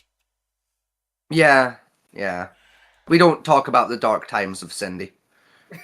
We don't talk about the dark times when Cindy Rabbit was canon. We don't talk about that. Anyway, let's get. Those were dark days. Body language, Right. good. And of course, they're drawing from experience. Drawing from experience, good. You're a cunt. And luck. And a little bit of luck. All of those things. So it's the lead up. It's the moments before the kick. It's the last point of contact to the ball. So that's all knife defense is. It's a probability judgment based on the information that you can gather in a split second. It's much less about the actual techniques than it is about the things preceding the technique. Exactly. Now, the thing is, whenever I say something like this, it can be a little bit offensive because yes, technique matters, right? But so does strength. Yeah. So does speed. No, and it those doesn't. things I can't control. Right. If you're a big, strong linebacker and I'm a 62-year-old woman, it doesn't matter how much detailed technique and instruction that I've received. Yeah. It doesn't matter how good that technique is. I'm not going to be able to pull it off against you. Yeah. Does that make sense? Yeah. So. No, it really doesn't, because there's literally techniques designed with that that in mind of you're outgunned. Considered really good. I mean, yeah, stick fighting techniques like walking sticks. That's beautiful. Yeah. For no person. Yeah. And again, there's literally countless self-defense techniques against weapons and unarmed, where it literally takes into account of your opponent is stronger than you and you have bones made out of paper mache. Like an 82-year-old woman would. Any 82-year-old woman who's received instruction in self-defense would have been taught those, because any fucking martial art teacher worth their salt would look at an 82-year-old woman and go, let's teach her the old women fucking martial art techniques, because that's what they're for. Not a huge football or soccer fan. In baseball, if you have a .3 batting average, if you hit 3 times out of 10, you're getting paid a lot of money. Really? You're considered successful. No, you're not. So in knife defense, No, you're not. I see people. Hey, you got a 3 out of 10 batting average, you're getting sacked. You're benched for that kind of thing. You're not even benched. You're back in the minor leagues. Like, you ain't even in, like, the doubles or triple A's. No, you're back down in Little League with that batting average. And you're getting bullied off of 12-year-olds. Defend in a like, no, the fuck you 100% ain't of the considered time, good. I begin to think that's an unrealistic expectation. Should you expect to get cut? Yes. I hear this all the time, right? In a knife fight, you will get cut. Yeah, I've heard that too. Yeah. Correct. I think that's a defeatist mentality. Yeah. No, it's reality. You're a. No, it's reality. Being stabbed. Oh, he's one of these. He's one of these fucking special little cunts. Oh, goody. There's just being Oh, I stabbed knew I was gonna like you, Beardy McBeanie. I knew I was gonna like you. There's a bit different getting stabbed and getting cut.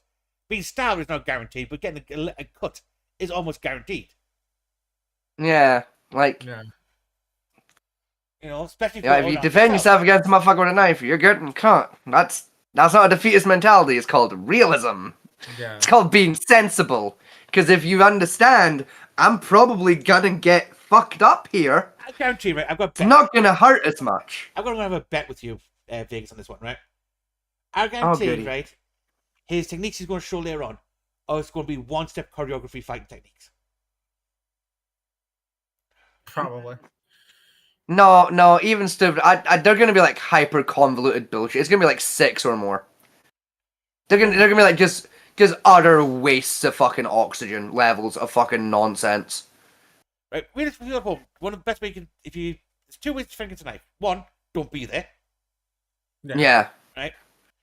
2, if you really can't get anywhere to run, take your top off, your jacket off, whatever you're wearing, wrap it around your defensive arm, and hold that out in front of you. Right? Or have a gun. And hear me out. Or take your jacket off and hold it by the sleeves. And let him try and stab or slash at you, and then just fucking wrap it round the blade and or arm. Now you have control of the weapon. The weapon is technically sheathed, and you have control of the arm holding it. So now his options are let go, which if you do it right, doesn't change anything. And, you can kind of dictate where his arm, the weapon, and the rest of him are going. Right, that technique does work, but that one does quite a bit more practice and training to pull it off. Yeah, that one takes like a little bit of, a little bit of practice. Wrapping your coat around your arm and using it as some kind of makeshift shield is a more realistic option for anyone who's not having any formal training. Well, it depends. If you've got like a decent, like a leather jacket or something, yeah. If you're wearing like, I don't know, like a fucking tracksuit top, that's not gonna do dick. Like, you're just getting cut. It's still better than just having bare arm there. That's still not great. And like, if all you're wearing is a t-shirt, you're just kind of like, you're pissing in the wind, honestly. Well, you're by fault at that point, really honest, aren't you? I mean, still, I'm assuming like, it's the middle of summer or something. Yeah. Like, you've been out drinking, you're just wearing a t-shirt. It's like, yeah, wrapping your arm in a t-shirt, you're pissing in the wind, you're getting caught. Don't bother. Yeah, but I said, primary defense against snipers, just don't be there. Yeah, and like, with what I'm saying, like, like use a jacket wrap. Yeah, it does take a little bit more finesse to pull it off. But also, like if you're just standing there and doing that, yeah, like, if you fuck up, you're getting stabbed. But also, basic human instinct should tell you to be moving while you're doing it that way. If you do fuck it up, you're not getting stabbed. You can kind of move out of the fucking way, because you're already moving. Anyway, let's see what he's... Let's do the crap comes up with. Yeah, right. And if we study CCTV videos, you certainly see that people get cut, but you also see people not getting cut. Yeah, it's like, but if I say, hey, look, if you're gonna get in a boxing hold match, it proper. It's so much work. Right. Please. Probably. And I think the reason people say you will get cut or expect to get cut is that they don't want you to be shocked by it, and that the philosophy is to continue fighting. Yeah. What are some of those? Things bang on. That is the idea. If we are about to get attacked. 100%. So this is important. These are called pre-attack indicators. And okay, here we go. Let's zero in for this. Oh, goody. I feel like I don't want to, but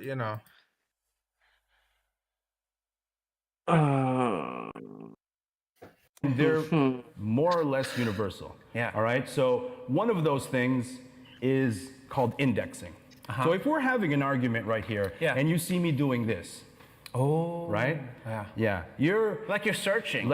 Well, it's not that you're searching. You know where that concealed weapon is, right? You can get that weapon out very, very quickly. Yeah. But why am I touching it? Just put you on stomach. Why is this a pre-attack indicator? And probably sliced your cock a little bit. You're about to get stabbed. Because there's some kind of comfort in feeling your weapon? Right. So look, if you've ever proposed to a lovely woman who you wanted to be your wife. This is the allegory you're gonna go with. All right. Pocket all day long. What were you doing all day long? Checking. Why? Touching. You want to know that it's there when it's time to pull it out. Another pre-attack indicator.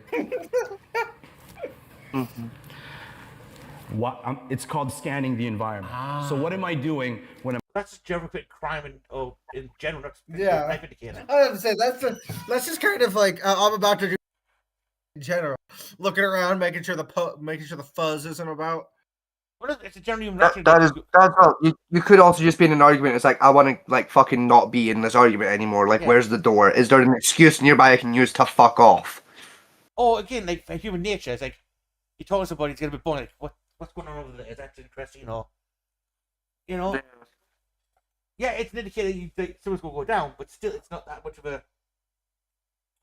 Again, for tapping something like on his stomach and all that, right? If you have an argument, a lot of people like, naturally go for like some comfort, like, I'm arguing with the guy. Where's my phone at? Where's my wallet at? It's something a lot of people do naturally anyway. Like, but both happen at the same time. Yeah, I'm with you. Like, yeah, I'd be a little bit more on guard. One or the other is like, I don't give a shit. Like, fucking. I'm scanning the environment. Making sure you can attack me. Making sure I can attack you. Maybe I'm looking for cameras. Right. Maybe I'm waiting for my friends to arrive. Maybe as soon as I stab you, I'm looking for an exit point. You're giving criminals a lot of good ideas right now. Well, see, the thing is, these happen criminals subconsciously. do these This things is not anyway. a thing that you can necessarily control. You know what I mean? Like, Yes, it is. What is this? Yeah. Grooming. Oh man, I'm already feeling it. Yeah. You're about to attack me. Oh boy. And that's another thing I talk about. Yeah. You They're can fucking infuse idiots. emotional gravity into a training environment. Right? So, But it's so weird that I also feel that grim behavior we talking about there. That's just a stress response anyway for people with beards. Just a general stress response. Yeah. It's almost like it's one of like the most common tells when someone is lying is they're subconsciously they go to touch their face because they're stressed, and subconsciously your brain for some ungodly reason has a lot of stress fucking reducing pheromones that it puts into its own fucking brain when you touch your face. Your brain finds that weirdly comforting. It's almost like it's just a general fucking stress response of the human mind. a kind of threat from you Fucking- just because you start grooming yourself. Maybe even the viewers can feel it when they see that. Yeah. that's your That's intuition. weird. Yeah. That's your That's the intuition. DNA. Yeah. You ever walk into a place, Jesse, and you're like, Yeah. this is a bad... Many times. Right. That's why I've never been in a real fight. Right, Because I same. always avoid them. And you It trust shows. your intuition. Yes. What is intuition? Intuition is subconscious pattern recognition. So you're not logically saying, I see him, and it's just a gut feeling, so you trust your intuition. So back to these pre-attack indicators, right? So I'm scanning the environment, I'm grooming, I'm indexing, and then one last thing, there are many. Okay, we're talking, and then I do this. I blade my body. Oh, like this. Fuck off. No, that one I will grant him, but like, no, like, if you're gonna get jumped, a motherfucker probably gonna do that, actually, to be fair. Like pretty much every fight I've been in, that one happened, actually, to be fair. I will give him that one. 1 out of 4, I agree with you. That's pretty much a guarantee. If it lasts more than, like, 2 seconds. First, we're talking. Yeah, you're open. And then I'm like, bro. Oh, you're loading up that. Boom. Most people are what? Left-handed or right-handed? Right-handed. Most. Yes. So the power is on the right side. Yeah. So look, we are adding bits of information to make a good probability judgment. Okay? Yes. So now we're having an argument. I'm indexing what could be a concealed weapon. I'm grooming. I'm scanning the environment. I blade. I know something's about to go down right now. Something's about to go down. So should I try to get away, or should I strike you before you strike me? That's the $1 million question, right? And there is no right answer because you have to make the probability. Yes, there judgment. is. Yes. You have to be the goalkeeper. Right? Yeah, right. So Yeah, it's based on the totality of create extra circumstances. distance, so if he does try something, statistically, you're more likely to be out of his immediate attack range, so you buy yourself extra time to react Sidekick from this position and make a fucking decision of how you're gonna deal with that. Could you do it when there's ice on the ground? Ice, I would probably go lower. Right. But another thing we can't control are the infinite variables of weather, ground surface condition, your emotional state. Maybe you just had an argument with Can somebody absolutely control your emotional state. It's called being a fucking responsible, healthy, functioning adult. So look at all of these factors, infinite variables. If That this is- too, if I'm but not also just, exhibiting any of these a grown-ass fucking signs. adult. And I just stab you, the math is way behind. Oh, yeah. But now that you've recognized pre-attack indicators, you also know trajectories. Okay, step back for a second. Yeah. If I swing this way, what's coming next? Probably Probably river. this. Yeah. Right? So that's where training can kind of have a... I didn't just say that, did I? You did. You did see that. I wish you hadn't, but yeah, you did see that. Baseball swing, wind up for a knife attack. So this guy got all his fighting style from anime. Yep. Yeah, I'm just gonna swing a knife like it's a fucking wakizashi. Like, yeah, sure. Like, okay, buddy. You do that. You let me know how that went for you. Yeah. I tell you what, but you swing your in real pissy life- little knife at me like that, and I'll show you why it's fucking retarded. If you have to be able to make good, solid decisions under stress, and you have to be able to constantly be assessing the situation to give yourself the most amount of information to be able to make a good probability judgment. But even then, you could be wrong. That goes to show Just awareness. like that soccer player. Right, and jump the wrong direction. Yeah. Yeah. Yeah. Unfortunately, you only get to be wrong once when it comes to Only knife get to be defense. wrong once. Can I try something with you real Let's quick? do it, yeah. Oh, Okay. here we go. No, I'm just gonna have you stand get to there. be I'm gonna give you instructions, catastrophically okay? I'm gonna wrong stab you once, with a low-line actually. thrust, one of the most common attacks. And I just want you to initiate some kind of a defensive action. I'm not going to go fast. It's just going to be this way. Okay. Why did you choose that? This is what I've been trained to do. That Okay, great. wouldn't We're going to do it again. Just do one more time. dick. I'm not gonna do All you're anything doing is different, inserting that same knife into your own low fucking line. hand. Okay? Fucking idiots. Yeah.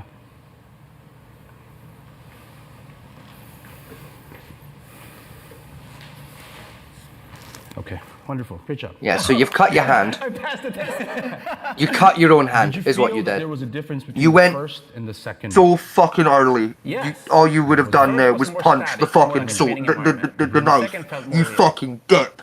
What does that mean? Now, which I You will give, stupid white dweeb fuck. I will give the white dweeb a thing. The swing arm block, as he did there, as was technically known as, is Yes. a defense against a knife strike. It's one of the defenses of all It's time. The problem with it is, where he execute is, you're supposed to move away from the blade point as you're directing the knife away from your body. Yes, and also rotate so that you A, get your fucking other hand out of the way, and also put enough force there that if a guy is coming at you, you actually move his hand rather than just gently ding it. Yeah. Fucking dweeb. Surrounded by fucking dweebs. I mean, felt more real. The fucking I- upper this is body not a strength of realistic- fucking No, it pill was too noodle. slow, but you added more of the kind of body language I would expect from a real fight. Yeah, and you know what else? No, that's legitimate knife technique. That one is you're generally walking up somebody, you're not showing any hair signs. Walk up, quick stab the stomach, and move off. That's Yeah. a knife kind of like knife. If I'm going to attack someone, I really want to kill someone with a knife. It's called the prison shank technique, really. You know, walking past, Yeah, quick just stab, go- and move on. You know, Yeah. Like, there's so few situations where you're gonna be in a knife fight like this, where motherfuckers telegraphing you, like, I'ma do some shit. Like, Yeah. nah, if he really fucking means it, he's just gonna do it. yeah. You know, like most of what you're looking for body language wise isn't like these fucking telegraphs he's showing you. It's like situational context of like, oh, I'm in a really heated argument with a drug dealer in a pub and we're both drunk. And he's known to carry a knife. Yeah. I should probably fucking back up a little bit because he is getting a little irate. And again, most knives aren't carried on like the above the cock, as the for some reason he's got the knife put there for. I still can't figure out Yeah. why it's there.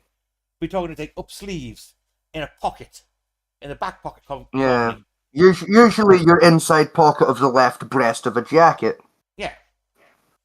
Very rarely they also put guns in the crotch. That's the worst place you could put that thing. Yeah, those people are just fucking stupid, but you know, fucking. Echo, you got Like, very yeah, quiet. I know what I'm gonna do. I'm gonna take my fucking lead spitting tool and point it at my dick. Great plan. Oh, I heard a noise from Echo there. A little giggle. Are you joining us for the conversation, Echo?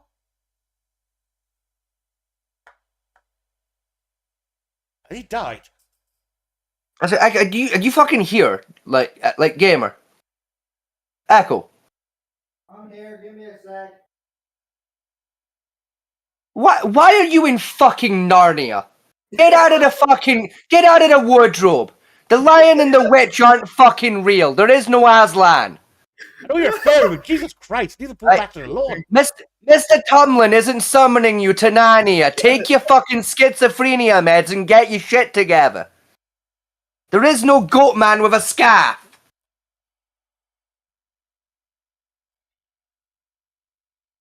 Fucking. Mr. Tumlin touched me.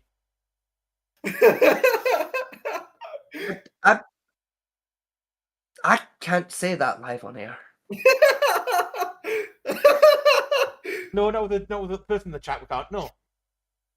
Even with that person in the chat, the thing I wanted to say to you, I can't say when we're on air. I'll be in a lot of trouble. With who? One of my friends, because not ironically, I'd be in a lot of trouble with one of my friends who sometimes watches this show, because I was going to threaten to do something to you that happened to them. Then send me a private chat. Let's see what it is. Wait, hold on. Who are you threatening? Me or Fat? You! Fat Man T. Oh, me, was it? Oh. Yeah. Yeah. DM it to me too, because I'm trying to do the Fat Man T. This will be interesting. Yeah, this should be.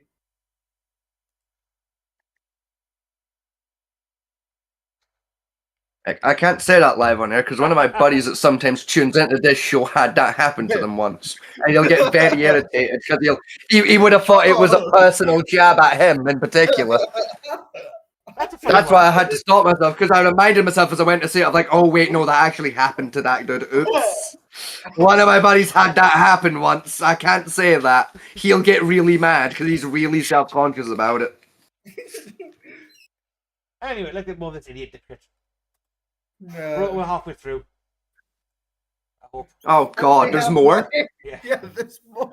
We're not almost done? Up here. No, we're halfway through. This was a real knife, and I wanted to kill you. God.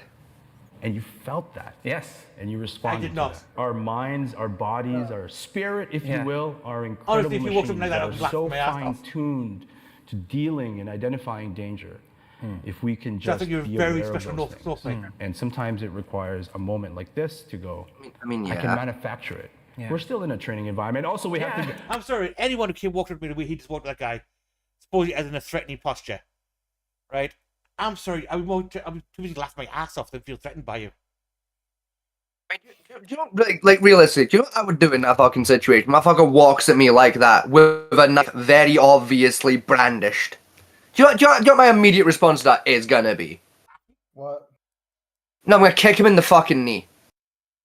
I'm gonna kick you in your fucking leading knee and I'm gonna break it in half. And then I'm gonna laugh at you for being that stupid. Like, don't slowly approach me with a knife out while side blading me with a fucking leading leg well within oblique kick distances. Because I will oblique kick you, and I will break your knee, and it will be really fucking funny. Because I can throw a devastating oblique kick a damn sight faster than you can stab me in the leg. We have to give each other hugs and high fives afterwards. So you know why this is important to laugh in a training environment? Yeah. You know why that's really important? Tell me. Because parts of our brains can't differentiate between a real event and one that's powerfully imagined. Yeah. So there was a moment Yeah, there if where I was like, I really you have wanted to kill PTSD, maybe. karate nerd Jesse Entkamp, Like, maybe you got So we PTSD, you have to can't do overwrite that. But We have to overwrite that. Yeah, that with- makes sense. By the way, wrestlers, jiu-jitsu people, and anything with a solid striking background like boxing, Muay Thai, karate, all of those are amazing for self-defense. Yeah. You could probably sidekick me and I wouldn't even get my knife out. Okay. But it's based on your recognition prime decision making. It's based on the things that happened I beforehand guarantee that you're you- able to deploy your tool. As soon as you walked up to a karate fighter, the way you just did there, your head's on the opposite way around your skull.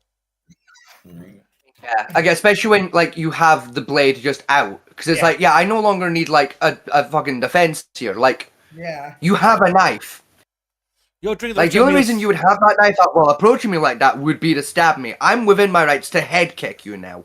Congratulations, moron, you played yourself. Yeah. And most karate fighters above, like, say, what, blue belt, red belt area? You walk If that. If you walk up to them with a knife like that, you're now having rest your meals through a straw. Yeah, like, bro, I've known yellow belts that could have put you in the fucking hospital if you approached them like that. Like, nah. Like, don't be silly. So what happens after that initial threat assessment? Yeah. And let's say somebody does attack us. What should we do? Which do you think is better? An instinctive response or a trained response? Probably a Both, combination of because both. they should be the same thing if you've trained The next properly. question would be, how do you know that your trained response has become instinctive? When you don't have to think about it? Okay, and what protocols do you have to ensure that? Training. Yeah. I don't even. I've never seen a human being talk in circles with so much confidence in my fucking life. Fucking protocols. What am I, a fucking government AI? Am I fucking Cortana? Well, you are a fucking idiot. I've seen TED Talks Man. that went in more linear progression than this fucking thing had so far. Yeah, like I've genuinely never seen somebody talk in a circle with so much just fucking vehemence before. Like motherfucker, don't piss on my head and tell me it's raining. What's better, training or be trained or instinctive? Both. How do you know when training becomes instinctive? Training. When I don't have to think about it. And how do you know that it's not instinctive? By training. Exactly. It's like, you're a fucking idiot. You're such a like yeah. That's the entire point. Like, what the fuck do you mean? Like why are you saying this? Like it's some kind of fucking sacred logic. Like, yeah.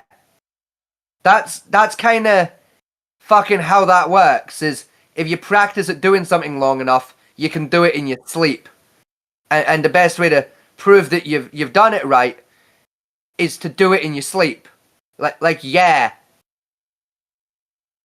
Like, and even then, you're skipping a step, because to test if your training's working, when you're at training, you grab a sparring buddy and you go, hey, I've been practicing to do this for a bit. Don't tell me when, but at some point, throw that thing at me so I can make sure I can, like, I've got it down. Yeah, that's what sparring's for. Yeah. Or, That's the entire point of sparring. That's like sparring very more structured, but kumite style sparring. Kumite? It's the free form sparring where a lot of sparring is done with the idea of like you both practicing specific techniques at the time. Kumite is classified as a free form spar technique, so you basically do whatever you want against the person. The person now has to react as though it's a real fight situation. I'd say like every sparring I've ever done has been kumite, so I never make the distinction, because to me kumite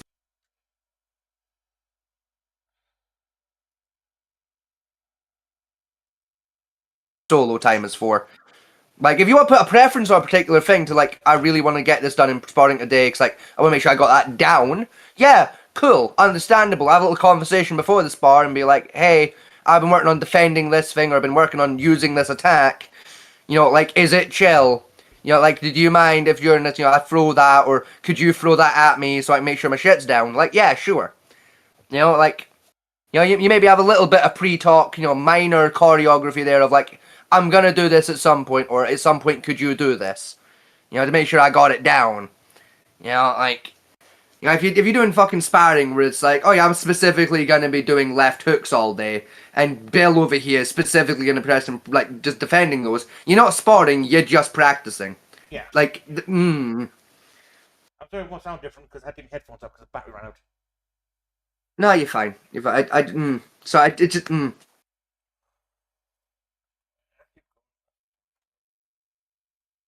Right, Practice. right. Yeah. But trying to recreate real moments, right? So I have a. You want to do a quick drill? Yeah, let's with do me. Okay. Okay. I'm gonna get you to reverse yippee. blink. Wait, what? Yeah, what's reverse blinking? Fucking excuse you. you. For 0.10 seconds. Okay. You see that? Yeah, you blink. Okay, I'm blinking. Oh, you're so good. You're doing this. You're doing this. I'm a black belt in You're a blinking. master.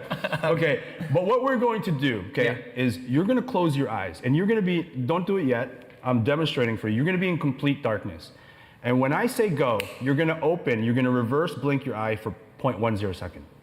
Boom. Oh, okay. And you're going to gather information in that quick. The fuck is a reverse? All right. So what I'm going to do for now? He's explaining is what a I'm just reverse gonna blink hold is. You fucking idiot. Fingers. Numbers. And you just tell me what you see. Okay. So I close my eyes. And remember, when I say go and only go, you open it for 0.10 seconds, close them up again. I mean, that's just a misnomer because it's just a dipshit in general. I saw 2 fingers. Yeah, but you also opened your eyes way longer. Really? Yeah, that was way. You went like this. You went like this. Right? But that's what I felt I needed to register those 2 fingers. Exactly. Yeah. So you're trying to beat the drill instead of trying to extract what we could be learning from it, which is how much information can I receive in a short amount of time. You don't need to be right all the time. You need to be honest with this drill. Yeah. So watch me. Literally that. Now, here's the next evolution of the drill. When you open your eyes, a knife will be placed somewhere near you in a static way. Okay. Here's what you need to do. Open, close, and then slap it. Slap the arm? Just slap whatever you can slap. Only when I say go. Go! Sorry, I looked and then Yeah. It was like an instinct. When I saw it, I just wanted to... What I'm trying to get you to understand here is that your brain can process information very, very quickly. Yes, because I'm not even thinking. You're not even It's just instinct. Right. Yeah. And what did you feel when your eyes were closed? Some kind of tension. It's intense. Yeah. So look, I'm able to manufacture... It's intense because like your brain is consciously aware of the fact that when I open my eyes, there's going to be a weapon there because you've pre-told him that. Yeah. Also, the eye, out of all the body's technique, of all the body senses, your visual sense purely Fucking bollock, fuck, shitting, fucking whoring, fuck. Fuck off, computer. You know, your hearing, your sense of touch, sense of smell, all that's much faster than your eyesight is. And that takes very short space of time. Yeah, but to be fair, Fat Manty, you can't smell a punch. No, but... Well, you kind of can, but you can't smell a punch happening. You can only smell a punch having happened. There's a difference. If you can smell a punch, it means you've been punched. No, but... It also means you're very autistic, too, to be fair. But, like, mainly it means you've been punched. Yeah, but you know what I mean? Like, if you have your eyes closed, you can vaguely... You probably do this part of your training. You can vaguely sense when someone's approaching towards you. Yes.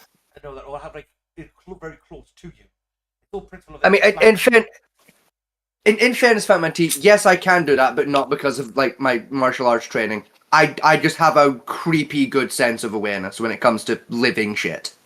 Yeah. Inanimate objects, dog shit, I walk into doors on a regular fucking basis, right? But, like, living motherfuckers, yeah, no, I know, like... I got that shit dialed in. Like, I know where people are relative to my personal body at, like, all fucking times. If you're within 10 feet of me, I know where you are to the grid coordinate. Yeah. I don't know if Echo has any experience like that, but... This is big. Unironically, most human beings do. They're just not consciously aware of it. It's a background task. Echo's still here. Yeah, I'm still here. Yeah, Echo's here. Echo's just being a penis. Fucking, so that was unnecessary. You're not being a penis. I'm just in a mood. Fucking, that was unnecessary of me. I'm not mad at you. I'm mad at Beardy McBeanie over here. Yeah. And unfortunately, you mildly perturbed me in a split second, so you felt the wrath that has been being saved special for Beardy McBeanie.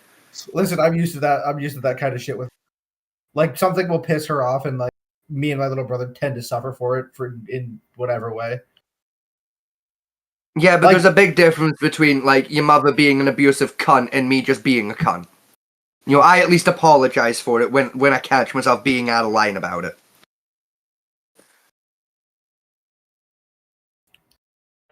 That as well, your mother's a trained psychologist. She knows better. manufacture a drill with very little contact that recreates or manufactures real conditions out there. This is brilliant. I don't think most people practice these kinds of things when they think about knife defense. I've done a lot of traveling and research, and I don't do fucking reverse blinking. Synthesized information into repeatable drills. This is one of those drills. Yeah. It has evolutions to it, and people really come away with experiences. But how do you get experience? Have you ever been stabbed in real life before? Nope. Yes, I've never been several stabbed times. in real life either. So the challenge stabbed is how myself. to create meaningful experiences for This is the thing, right? Real quick, right? It fucking shows, doesn't it? Really shows. Yeah. You know, fucking. You ever been stabbed in real life? No, me neither. Yeah, I would have never guessed you'd never been stabbed in real life. It's not because you're good at knife defense. It's because you have all the worldly experience of a fucking 22-year-old hipster fuckwit trying to get me to drink soybean fucking milk in my latte at Starbucks because you can't get a fucking job because you think you understand the universe because you did a 2-week yoga retreat in fucking Bali. Are you? That felt weirdly specific. That's because there's a weirdly specific subculture of fuckhead that I have a long-running vibe with. That vibe is not positive. Get out of the fucking coffee store line, you needy bitch. I'm here for just a cappuccino. I shouldn't have to stand here for 2.5 fucking hours while you read the fucking encyclopedia fucking list for the fucking microscopic details you need for your coffee to be drinkable, you fucking sado. If you're that fucking extra about your coffee, make it yourself at home and get out of the line. They go coffee boutique once, right? And they honestly sent me what they called a deconstructed cappuccino, which is literally. I'd throw a chair at the barista and walk out on instinct. If I see deconstructed on the menu at a coffee shop, I am decking a barista with a chair there and then on principle. I don't care what the rest of the sentence was going to be on that menu. Hold on, what do you mean what do you mean deconstructed? Literally, you had like a little shot of espresso, a cup of water, boiling water, and a cup of milk. What? Yeah. In 3 Excuse me? on a wooden tray. So I was right. They just give you the raw. Yes. Good. Yeah. Well, What the the cooked fuck is ingredients. They're just not cooked together into the same item. Guess how much that cost on the menu? $15. 25. Excuse, huh? Yeah, welcome to the coffee world. What the? This is why. Welcome to the. You think that's bad? Unironically, look at the menus of Michelin star restaurants sometime and then come and talk to me about what in the name of God. Okay, how bad are those? Fucking unironically, as someone that has unfortunately had to prepare some of those dishes before, it makes you want to kill yourself just reading the fucking descriptor. Just give it. I already want to kill myself. Okay, here's one for you. Beef Wellington. They're a Michelin star restaurant, even though you're low tier one. You're looking at the best part of £60 to £70. Huh? For a fillet, which costs you the side pork take about let's be generous. £5, puff pastries about £2, mushrooms 30p, onions 10p, and gas goose about £4. Oh, no. I've got a worse one that I genuinely saw on a menu once and was asked to make. And I walked out of the building there and then on principle because, no, I'm not working in your establishment, sir. Even fucking worse. Brace yourself, Fat Man T, because you might pop a gasket. Okay? Oh, no. I swear to God, I wish I was making this up. Deconstructed tapas cheeseburgers. Huh? I've heard that before, yes. No. This thing. Deconstructed tapas. Heard of that. Deconstructed cheeseburgers. Yep, heard of that. Tapas cheeseburger. I've even heard of that. Deconstructed tapas cheeseburgers. Frankly, jump off a cliff. I'm gonna beat somebody. One the burger, one the salad. Like, and this, do you know how much the deconstructed tapas burger costs on the menu of the establishment I refer to? Which, for the record, by the way, the establishment I refer to did not at the time have a Michelin star. To this day, has yet to earn their Michelin star, despite having 9 attempts at it, and is Greek, by the way. 70 Great British pounds. No. You'd think they're Spanish, given they do tapas, wouldn't you? Yeah. Greek. Oh, cool. They're Greek. The people that own it are from Greece. Almost every item on the menu is Greek food. Except the deconstructed tapas cheeseburger. Let me guess. About 20 quid a portion. No, I'm saying No. 70, I'm saying 70. Oh, you're both so wrong that it's funny, right? Before we get to the price, right? Let me tell you what happens here, right? So you get a plate approximately the size of a hamster's cock, right?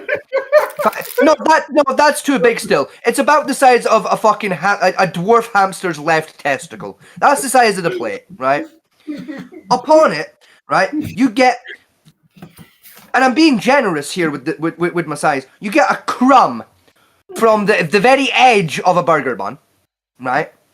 You get this is the tiny, little fucking blob of mince that's been cooked. The tiniest little blob, right, next to it. You then get a fucking, you get like, you know Remy from Ratatouille, right? You get one of his handfuls of grated cheese next to that, right? You then get what I can only describe to be a fucking scientific measurement, right, of fucking Caesar salad dressing. Like, is it like a Caesar salad with the dressing on it? Next to that, right? And then 2 whole French fries on a plate. I would punch somebody. I would fucking punch somebody. Right? Go, like, so with that added context, and also the context of both of your guesses were wrong, have a fucking guess at how much that costs per portion, per plate. Per portion, Yes. $30 per portion. No. 35 quid. Not even close. Not even close. Come on, then. 50 quid? 105 Great British pounds. You can get to Per right portion? fuck. Yeah. Even I went in for an interview. Oh. I went to the establishment for an interview. Got put in the back kitchen, right? I cooked 2 whole dishes, and then that ticket came in, and I was like, "What the fuck is huh?" And like, oh, here's the menu. It explains, right? Because this establishment had 2 menus. They had the customer menu, which tells you what the thing is, how much it costs, and a description of it. And then they had a kitchen menu, which gives you the name of the object, the price of the object, the price it costs us to make the object, and then inside of a description, step-by-step instructions on how to make it. Right. So Yeah. So I got given that. I looked at that. I read 105 pounds a fucking portion, read the instructions, and then I decided I'm not mad enough yet. So I looked at how much is it costing them to make this dish. $5 at that. This is the thing, including like staff wage for the 15 whole seconds it takes to do it. Fucking £3.99. Yeah. Yep. Yeah, I put their menu down. I took their fucking apron and gay little hat off. I handed it to the Greek woman that was in charge on the day, and I went, "No, thank you. Cook your own scams." And then I exited the building. Because no, I have yet to step foot back into that building in my life as either an employee or a customer. On principle, because go fuck yourself. I mean, my general principle is, if I go to any restaurant and the chefs are plating my food up with tweezers, I walk out on principle. Yeah. Yeah, honestly. Like, if they're using surgical equipment to cook my dinner, I'm going home. But point an echo, an average what's called tasting menu, so you get most alcohol restaurants, right, is generally somewhere between you get 6 courses. Each one fits on a spoon, usually. Oh God. And that will set you back anyway, depending on the restaurant and who owns it, somewhere from £150 per person to £1,000. Yeah, you can fuck off with that shit. To a person. No. Yep. No. Go fuck yourself. I'm gonna go down to the local fucking fast food place and get myself a fucking cheeseburger. No. Oh no, fuck that. Unironically, I'm going to like the nearest mum and pop owned fucking cafe, and I'm getting a cheeseburger from there. Yeah, honestly, yeah. Like like the little coffee shops where it is just like it is a kettle, instant coffee, and a hot plate. That's their kitchen setup. I'm going to those assholes and I'm getting a cheeseburger because you know that shit ain't gonna be healthy, but it's gonna be delicious. Yeah, it's gonna be like the best thing. Oh yeah. Like you're gonna bite into that. You're gonna bite into that, and then just start trying. I've worked in a few a la carte kitchens and like Michelin star kitchens, and they say, "Oh, you want to have a meal here?" No, I'm going to the fish and chip shop down the road. Yeah, I'm gonna go get actual calories in my body, thank you. A tasting menu is only there designed, and it costs so much because it's designed to basically convince the customer that the food is terrific, and then make them book out the entire restaurant for a massive party. That's what it's for. And they are insanely expensive. Even by the way, one of the most expensive cuts of meat you can get on the planet is what would it be? It'll be a short rib rabbi wagyu beef, A1 grade. That sets you back about £300 per kilo. No, fuck off. Chick. Yeah, chief, unironically, wagyu like meats are unironically kind of worth the money though. Oh, yeah. They are fucking amazing. The amount of work goes into producing that beef. You're talking like the cows that have special massage, get special food, and even then, right? Even taking that shit out of the equation, taste alone, it's like, yeah, you know what? And like, I'm a tight motherfucker, but like, if I had $300, you better believe the first thing I'm buying is a wagyu steak. Yeah. That shit is fucking amazing. That is just sex for the tongue, dude. It's so good. Yeah, it is a beautiful steak to get your hands on.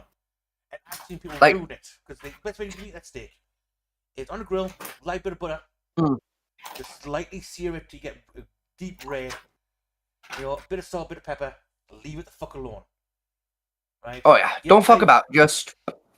I've seen people get this poor steak and douse it in fucking like cream-based sauces and other ungodly things that they would be executed for. And I cry, and then they charge £1,000 for it. Tell you what, right? If you ever want to like really like fucking just game the Wagyu market, right? Where like you get something fucking great for like a reasonable price though, and it's got that Wagyu fucking quality behind it, right? Yeah. Unironically, Wagyu rabbit. Yeah. Oh god, it's so good. Like it's still pricey. It's still like you're still talking like $80 to $90 a kilo, right? It's still a bit pricey. Damn sight cheaper than normal Wagyu stuff, and it is on it some of the nicest fucking meat. And like rabbit meat's not a great meat. It's not the nicest meat on the Wagyu rabbit. However, holy shit, that'll blow your dick off. like you know like the South Park episode where it's like, yeah, gluten will blow your dick off. Yeah, it'll literally do that, but in a good way though. Your cock becomes a rocket and leaves your soul. It's great. There was a South Park episode where gluten blew your cock off. Yeah, there's a South Park episode where that is the entire plot of the episode. It's making fun of the gluten intolerance people. Not the people that don't actually have celiac disease, but it's like, oh yeah, if I eat bread with my evening meal, I get really tired and lethargic. I was like, yeah, so does everyone. It's called having an evening meal. You're not allergic to gluten.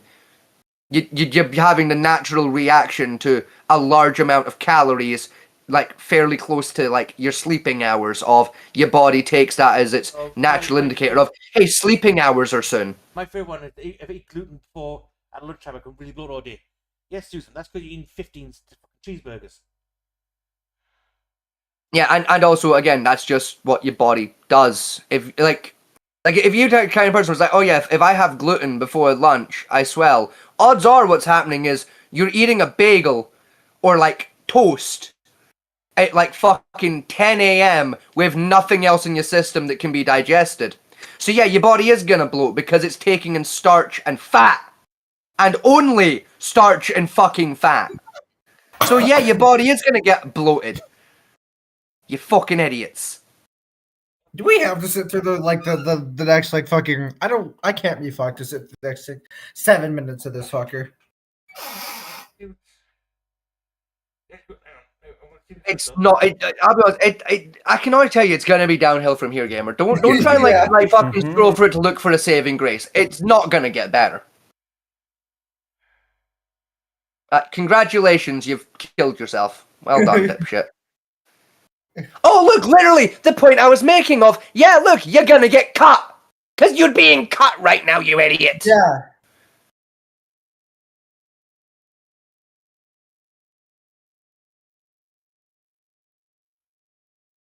Yeah, I'll be honest, if you're in a knife fight and a guy does that, you're not gonna have the time to fucking change up and block the other strike.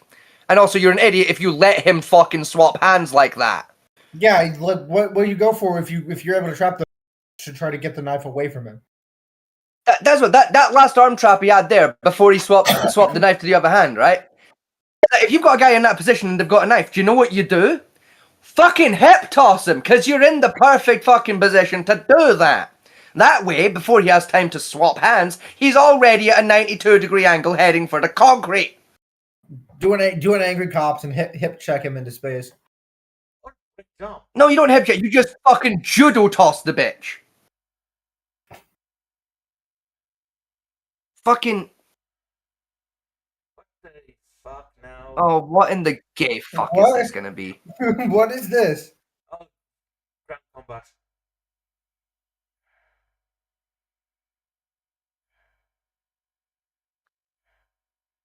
Take the knife off him already. Yeah, just fucking. quit being gay little pussies. Yeah, so both of you have got enough cuts on both your arms from that small, tiny little encounter that you're both bleeding to death. But also, Yeah. Beardy McBeanie's gonna bleed to death first because he cut himself in the stomach about 4 times. Fucking knife combat. If this man's a knife combat expert, I'm Jackie Chan. Hey, Chan, how you doing? Fucking. And if I'm Jackie Chan, do you know what makes Fat Man T over here? Fucking Bruce Wayne. Bruce Wayne? Who the fuck is Bruce Wayne? What? I meant Bruce. Somehow I got Bruce Lee and John Wayne mixed up in my head for a brief second. Bruce Lee. Oh, who the fuck is Bruce Wayne even a dude? Bruce Wade? Bruce Wayne's Batman. Wait a minute. How the fuck did I get Jackie? How did I get Bruce Lee and fucking Batman mixed up? Yeah. How the fuck have I done that? Like I was so confused when you were saying because Bruce was like I was really confused. What alternate reality did I dream up in my head last night where Bruce Lee played Batman? What the fuck? I tell you what, that should have been a thing. They should have let Bruce Lee be Batman. That would have gone fucking hard actually. But like, Unfortunately, he died for them movies came out. Bruce Lee died in like fucking 83. Yes, we got. No, when did Bruce Lee die? I believe it was in the 60s. Did Bruce Lee? No, because a lot of his films were in color. 73. Okay, guys, I was still wrong. So he was in 73, and then Batman movies release dates.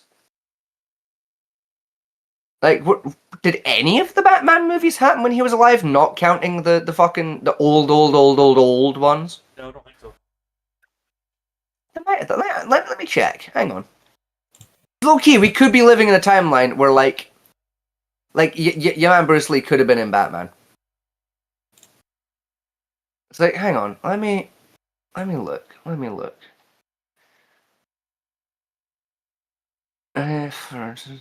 Right. So yeah, that was the old ass one. Yeah, no, okay, yeah. So unless he was in it with Adam West. Yeah, he would have only been able to be in like the first Adam West one, because the first Adam West one and the only Adam West movie actually was 66. Yeah. And then the next one was 89, and then you had a couple in the 40s, but we don't talk about those ones.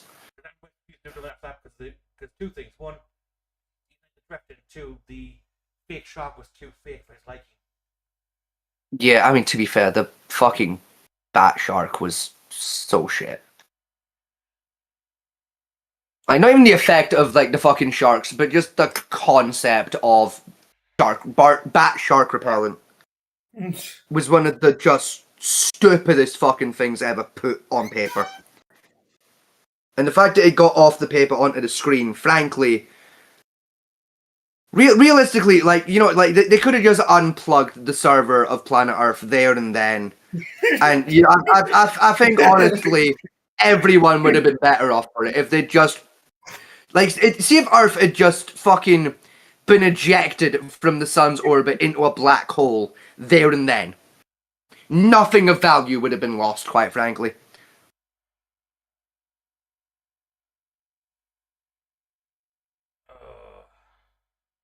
Like, we would have deserved it.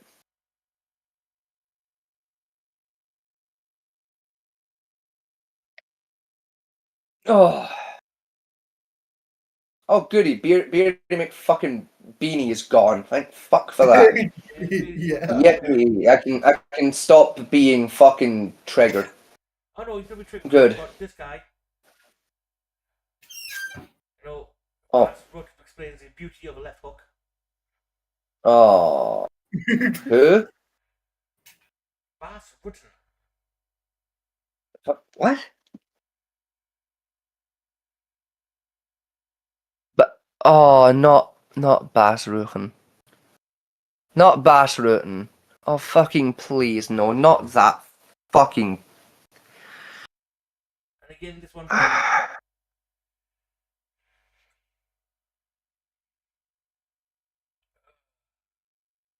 I was happy for so long, and then you just came along to piss in my Cheerios and remind me that Bass Rutten fucking exists.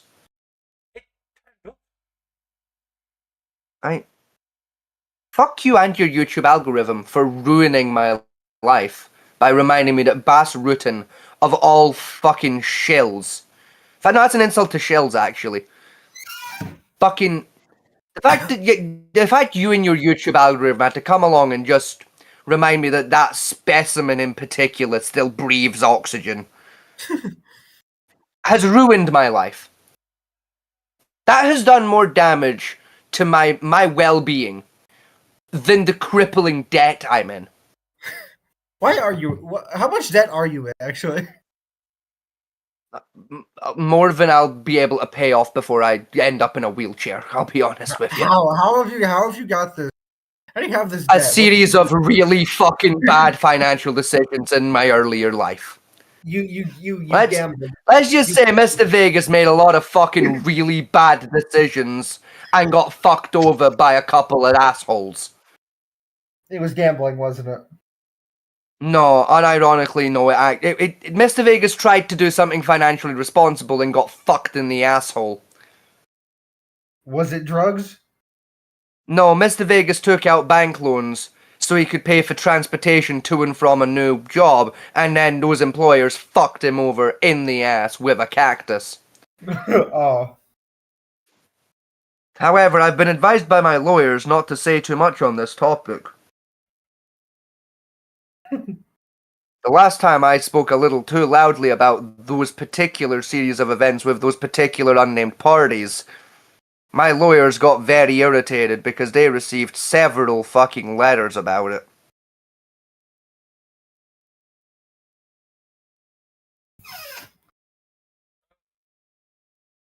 By my lawyers, I of course just mean me.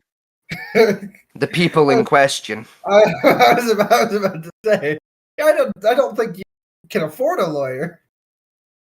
You're goddamn right I can, and it's their fault that I can't afford a lawyer, because they put me in crippling debt.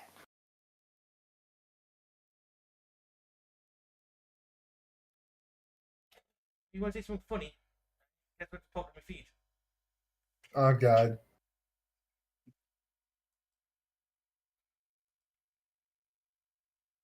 Club and night fighting of World War II U.S. Marine Corps basic training and Oh, thank God! Like some training footage that might actually be Hey, fucking acceptable.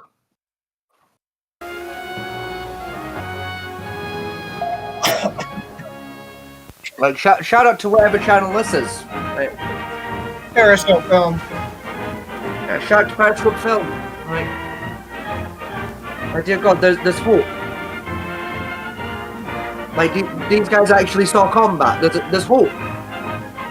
This could be actually usable information.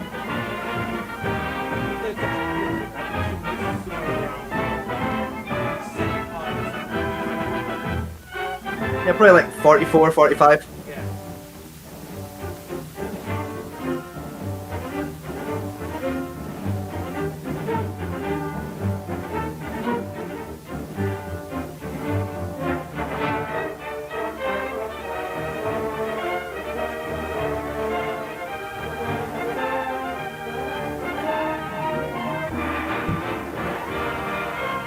I've always personally preferred the term eliminate over destroy, but understandable. Someday you may find yourself in a tough spot like these two Marines. They are in search of fresh water and food after days of battling the sea in a rubber boat. Landing on a Pacific island these days may bring a challenge from tough little men with mouths full of teeth. To knock out these teeth, our boys unfortunately have but one weapon. I feel the actual racism of the fucking little man with lots of teeth. You know, it was a different time. You know, like back then, you know, it was a different world versus the world we live in now. You know, I feel like everyone can kind of just get them a pass. You know, they didn't know any better back then. You know, isn't what can be called adequate weapon strength, but one of the men is a darn good club fighter, and he switches weapons with his friends. Most beaches are littered with anti-Jap clubs. A knife and club may not be the last word in modern warfare, but a well-trained knife. I would have picked the first stick, honestly. The first stick was a way better. Yeah, yeah, it was. Maybe the knife will have to slice more. Like the first stick looked like a war club. That's just a bit of fucking driftwood. That was the first thing I think. It's probably driftwood and looked perfectly carved like a war club would have been. Yeah, like I would have picked the war club personally. Let's follow the like I would have picked the murder stick. See whether this is friendly land or Tojo land. Tojo land.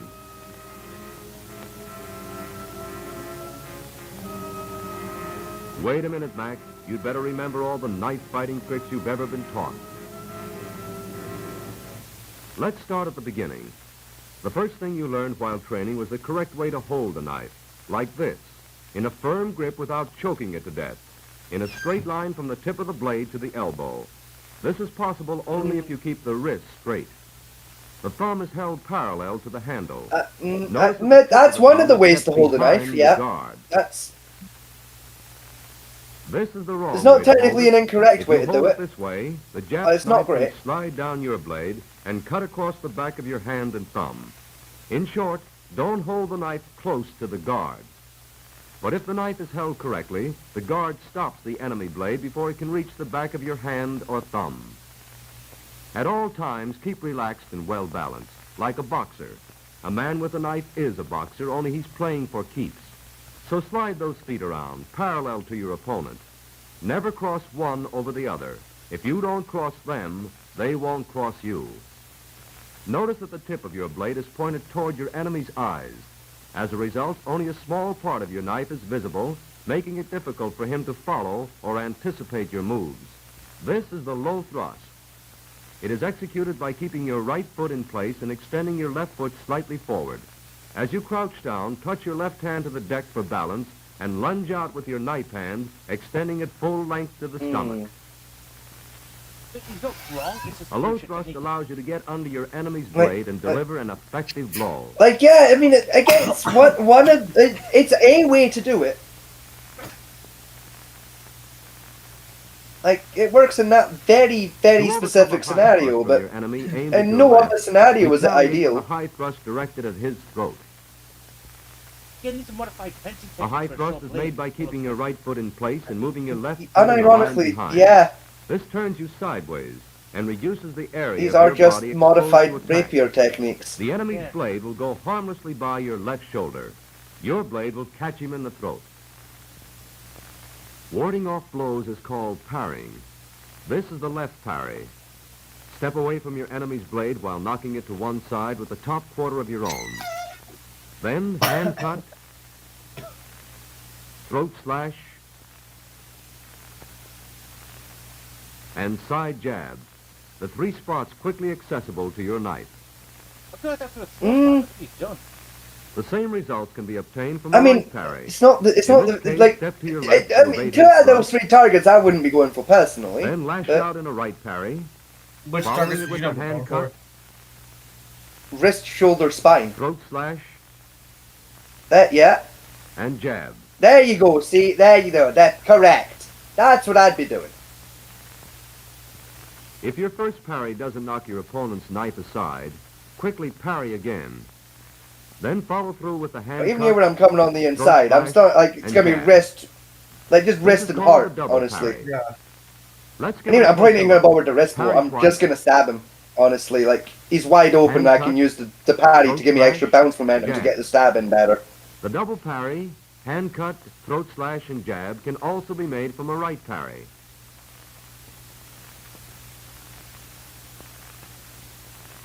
See, much better, much better.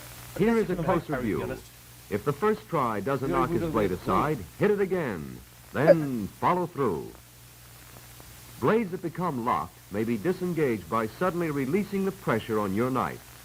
This throws your opponent off guard. No matter on which side your opponent has your blade locked, you may disengage it by suddenly releasing pressure.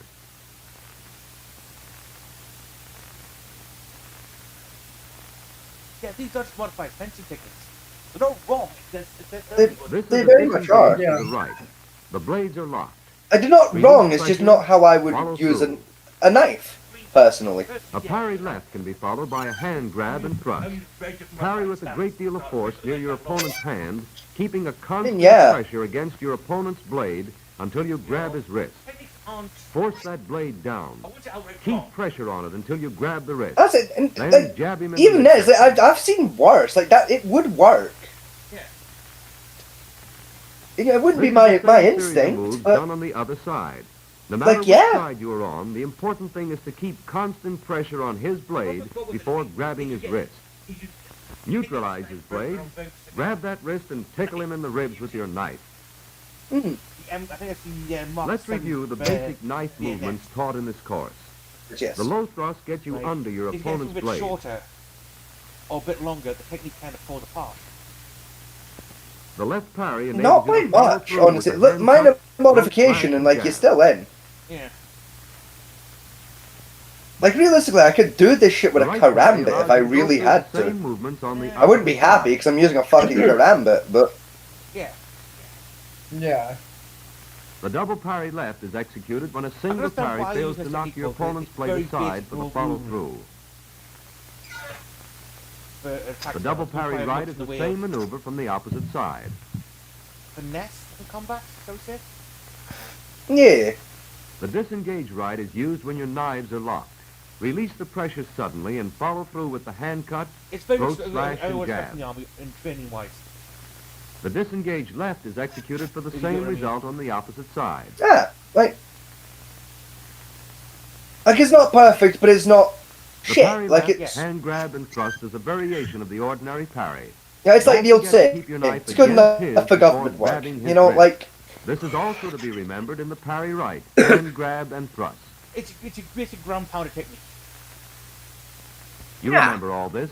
Okay, go ahead, wade in. On guard, engage, disengage, engage. Oh.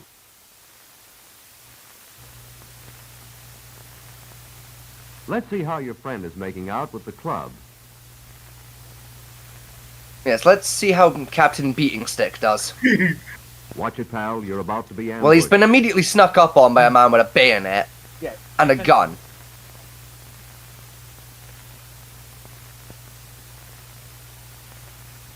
Well, if he doesn't just shoot him, I'm gonna be that annoyed. means that you're not armed, so he wants a little bayonet practice, does he?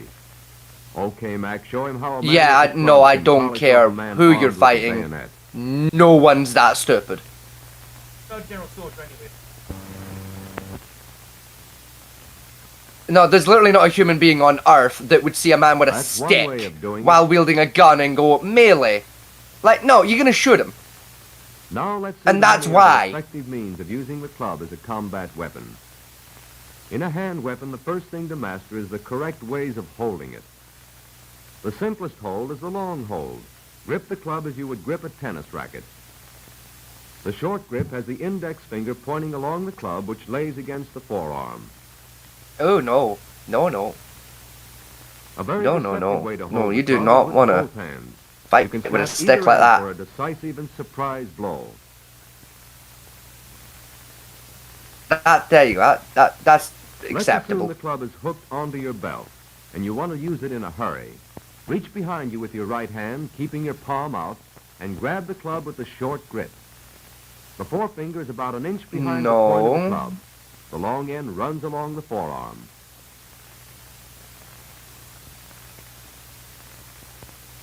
The back reach is used in order to use your other hand as a guard. Now jab him in the stomach.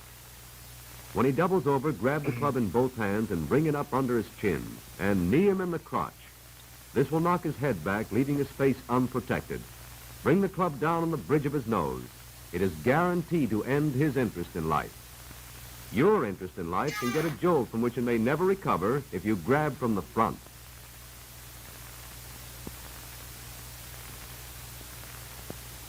To do the most damage with the club held with the long grip, aim for vulnerable spots such as the knee. Or the hand. I'd go for the hand, actually. Wrist. There you go. Shallow target, fucking bony Elbow. target. Like in this scenario, the knee is very much a deep target. You want to go, yeah, collarbone, hands, elbows. Nice shallow targets that are really Bridge of bony. nose. I disagree. That's a very deep target. I wouldn't be going for the nose myself, but Crotch. if I'm gonna hit him in the crotch, I'm gonna kick him there, not stab him there with Yeah. a stick. I would kick there, then bash him over the head. And With throat. that thrust to the chest, I bring that up about 2 inches. See, now that one's good. Yeah, that's Yeah, good. get him right in the fucking, get right in the There is a diaphragm. hazard in Correct. Holding the club the long way. It's possible for your opponent to grab it. Jerk A off my short grip club. makes it difficult for him. As there is very little of the club exposed, your opponent will come in much closer due to a false sense of security. This will be his biggest mistake. If he throws a right-handed punch, you can ward it off with your left and jab him in the midsection with the point of the club. What are you gonna do if he just grabs your If wrist? he throws Though? a left-handed punch, So that's you what can I'd ward that off with your club arm and follow through to the side of the head. Like I'm just gonna fucking The short grip may just throw out and also grab be you by used the in a wrist whip-like and pull action you in. to such vulnerable spots as the knee, You better with the ribs. wrist, Right, yep. Wrist Elbow. is correct. Correct. base of the neck, Yeah. the bridge of the nose, No. crotch, Again, no. stomach, Bring it up a bit and you'll wind and him. throat.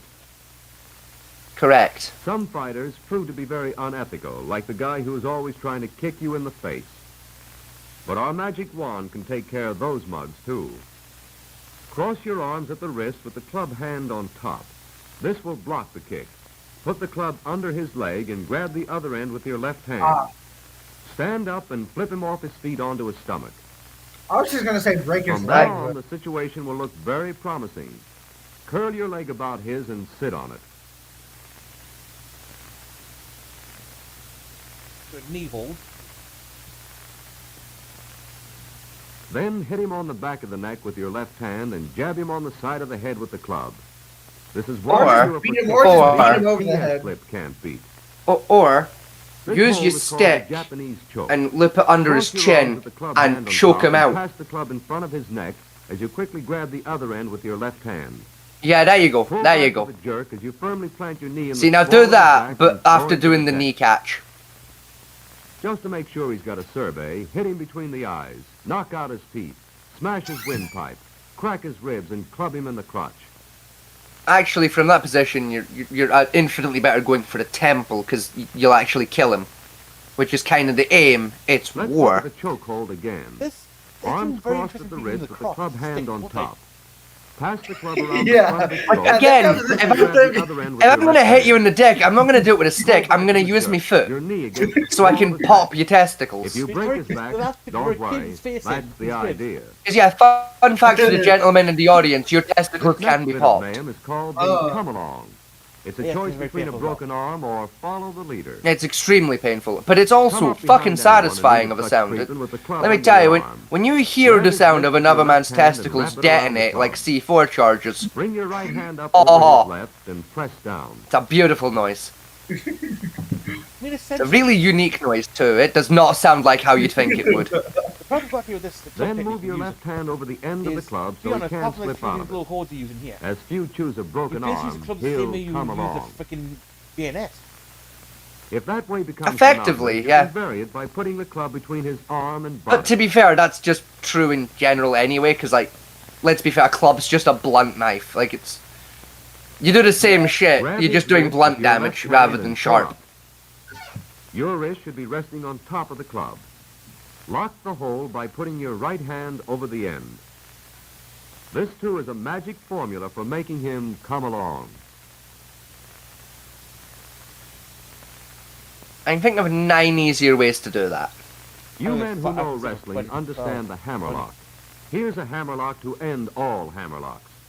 Slide the club between his arm and body, turn your right hand palm out and grab his wrist.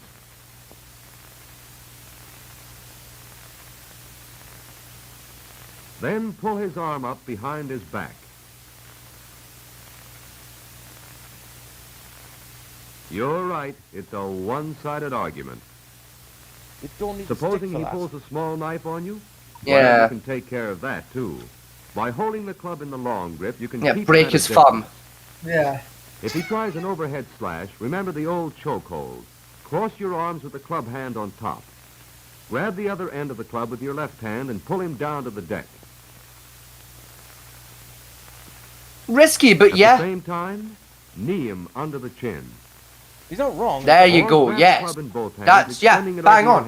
Hey, that started off as a risky move and turned fucking perfect. Well played. That's exactly how you do that, yes.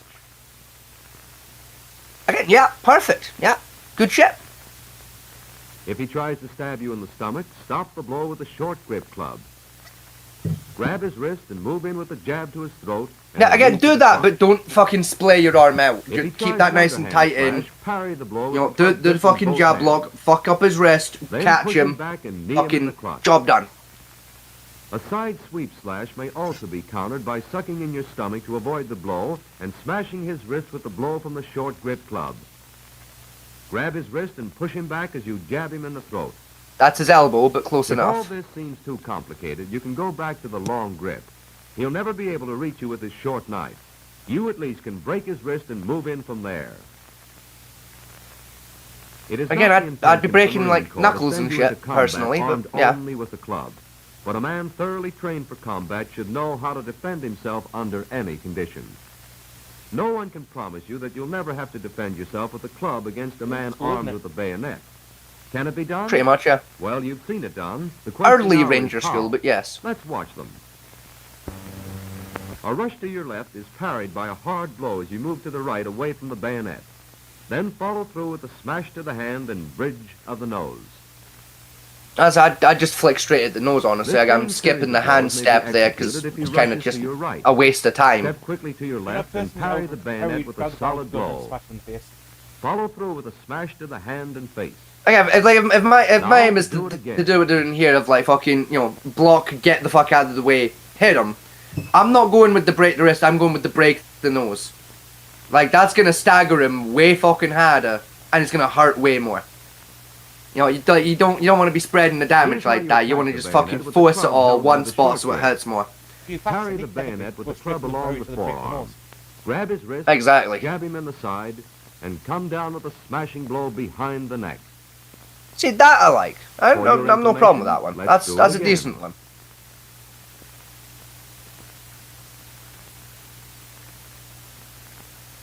Again, I'd rather just flick him in the fucking nose, even from that position, but yeah, it works. Good shit. Sometimes, like two heads, two hands are better than one. Parry the bayonet, block the butt stroke. I mean, you're risking stabbing yourself in the thigh with his bayonet, but yeah. What's a more risky technique to use? Very fucking risky, but do it right, fucking yeah, good stuff. See, that's better. That's a much better way to do it. Do it when he's on your inside, you're on the outside, and get your fucking leg out of the way.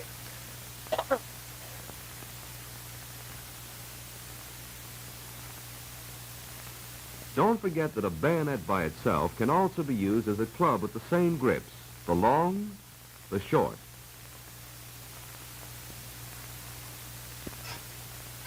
Yeah, I wouldn't do the two-handed with that. You'll slice your hand open. And the two-handed. Yeah, you'll cut your hand You've seen open. all the club against you know. bayonet movements done slowly. Here you see them at normal speed. Notice how fast you have to move to avoid the opponent's blade and get into position to make your own thrusts. In order to keep up this fast pace, you've got to remain relaxed and balanced. When you thrust, thrust with force behind it. Knock his head off before he gets a chance to move in. Now, if all this seems too tame, if you want to fight like no gentleman should, and who wants to be a gentleman, try a sample of real dirty fighting. Pocket sand! Pocket sand! A handful of dirt thrown in the right direction can be very helpful. Fuck yeah for pocket Your helmet is sand. a handy weapon on occasion. Oh, yeah! But don't fail to follow up swiftly. A shot Unironically, from the eye will yeah. make the enemy wonder what he's Do fighting you remember that for. scene? Do you remember that scene And in Saving finally, Private Ryan where there's they throw helmets at Expectoration each other? M1, otherwise Yes, known I as said it. spitting. All you have to do is work up a good mouthful and check for windage. There's no doctrine for dirty fighting. Everything goes. And if you invent something for yourself, don't hesitate to pass it along to your friends. But most of all, if and when the time comes, Yeah, pass like, it to where it belongs. it's war. Don't be The polite. enemy. Kill him. Do what you gotta do, game. See, that, you know what? That was way fucking better than Beardy that was- McFucking Beanie. There was Yeah, it actually some was. solid information there. Yeah, it was actually. Yeah. Surprised me. With age, Like, I can't see it. even the stuff that was in there, where I was like, I disagree a little. It was like, I disagree for personal preference reasons, not because it's shit. Yeah, it's like, I know better techniques to use rather than that move, but again, for a foundation, Yeah. See, even the stuff where it's like, I'd rather do this, it's like, I'm still doing the same thing, I'm just skipping a step. Yeah. You know, I'm like, for most of them, it's like, yeah, why am I bothering with the wrist? I can do way more damage way quicker if I just hit him in the fucking face. Yeah. I've already dealt with the immediate threat of being stabbed. If I waste time hitting him in the wrist, I'm just giving him more time to pull back. Whereas if I just close the distance and flick him in the fucking nose, admittedly, the short technique, short grip they use for the club, I wouldn't touch. Yeah, I wouldn't touch No. that either. Not I with mean- a 10.5-foot pole. I mean, I'm familiar with it. I have used it, and it kind of works. It's better for club on club. Yeah, It's pretty good in club on club fighting. Not great against blades. I'll be honest. Don't get me wrong, it's not wrong with the technique. It's a technique that exists. Mm. It's not one I personally would use. Like say, we look at the 1940 odds. Tell me the actual age of the video. When it was produced. 1940s.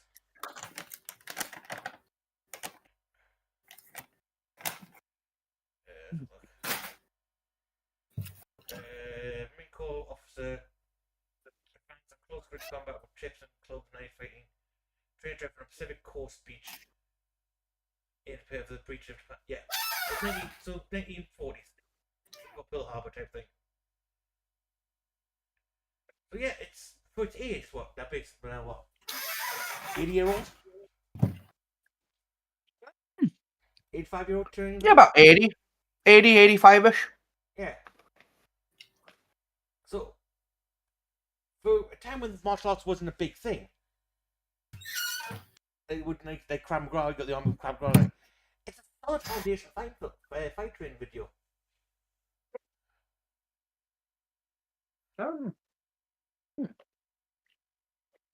I've misplaced my phone. I don't know where I've put it. You know, I can't say anything's really 100% wrong with it, to be honest. I mean, yeah, no, like it's again, like a lot of the issues I have with it is just like, yeah, I wouldn't do it myself, but there's not wrong with doing that. Now, the other video we watched on Night Fight Training. Yeah, no. Yeah, that was just swill. If even Echo's looking at you fight technique going, that's horse shit, you know it's bad. Yeah, listen, I'm no. Right, I'm Chief no over here ain't expert. got a fucking clue when it comes to fighting, and if even he's looking at it going, that's bullshit, you know it's bad. Oh. That was an interesting step. That was a good find, that one, actually. Yeah, it was. The YouTube algorithm blessed us. Watch that abysmal Beardy McBean face.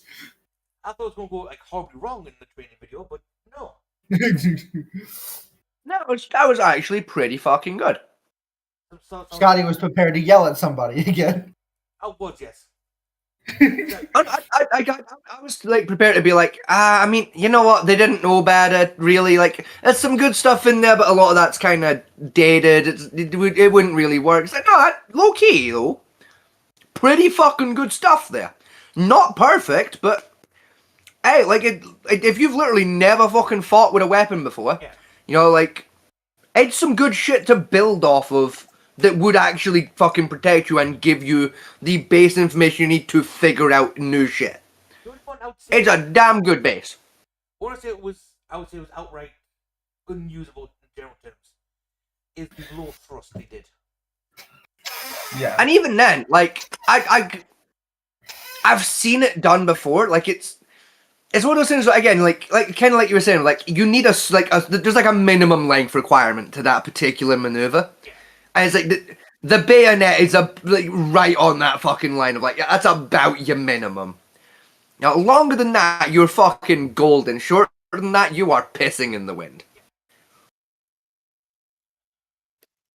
But given that particular bayonet was a pretty common service weapon at the time that most soldiers had on hand, yeah, it makes sense to teach them to do that because they've got enough reach with that thing. It'll work.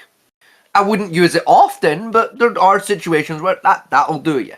The most bayonets in that time period were basically short swords, to be honest. Yeah. I mean, the Russian one at that time was a short sword. It was, yeah. But no, for no training video, yeah, got more useful fish out of that than it did. I was beauty face. Unironically, right? By watching that, people at home, right? By watching that training video, you've learned more about martial arts than you will from watching every Steven Seagal movie back to back.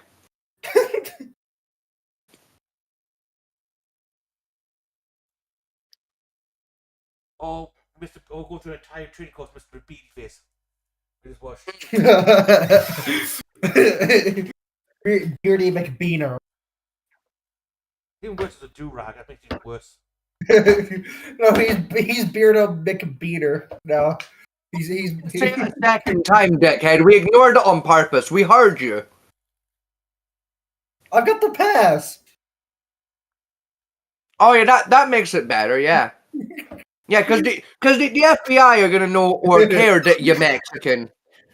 Because your face is on screen the whole episode, you fucking dickhead. Because you sound so brown, don't you? You fucking motherfucker, I sound more Mexican than you do half the time. Fucking, oídos mío, amigo. Bring me the burrito, bro. You know, like, fucking get the fuck out of here with your I got the pass. Like, any motherfucker gonna know that. I'm a very bad man. I don't know Spanish, and Motherfucker, I don't even live in the same continent as people that speak Spanish, and I know enough Spanish to get by. Yo, people are crying at you, what, Echo? I'm like, you know what makes it worse? What's that? Okay, I'm the type of Mexican I'm the type of dude. I shouldn't say Mexican. I'm the type of dude that goes to a fucking Mexican restaurant and orders chicken fingers. Kill yourself. Leave the gene pool. This is what's genuinely distressing about this. Right? I genuinely wager, right? I genuinely wager that I know more Italian than Echo does English, and Italian is literally the language I know the least about speaking. And I can probably speak Italian better than Dickhead here can speak English. I know more Polish than I do fucking like Italian, and I still probably know more Italian than he does English. Oh. What is a tomatillo? Yeah. A tortilla? Tomatillo.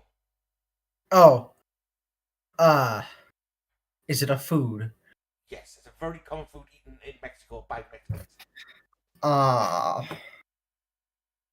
It's what fucking pasta is to the Italians.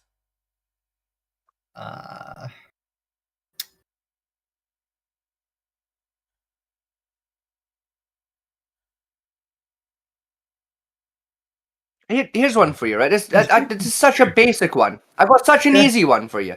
Yeah. What's a mocajete? A what? A mocajete.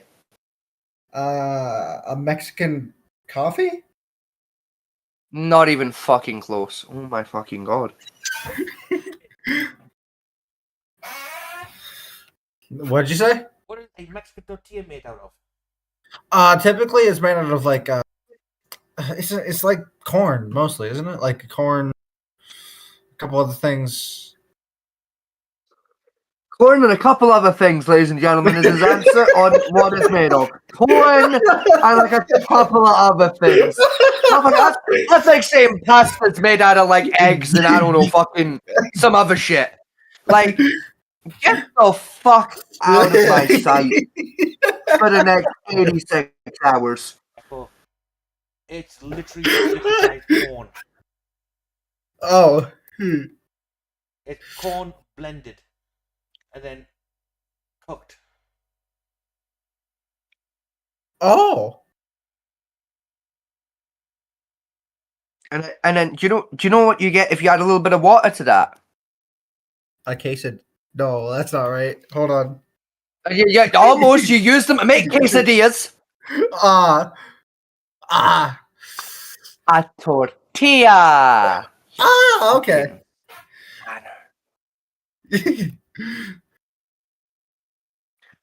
Motherfucker, I ain't even from the same half of the planet. I'm on the other side of the planet to your culture. And I'm having to be part of a conversation where we tell you about your own culture.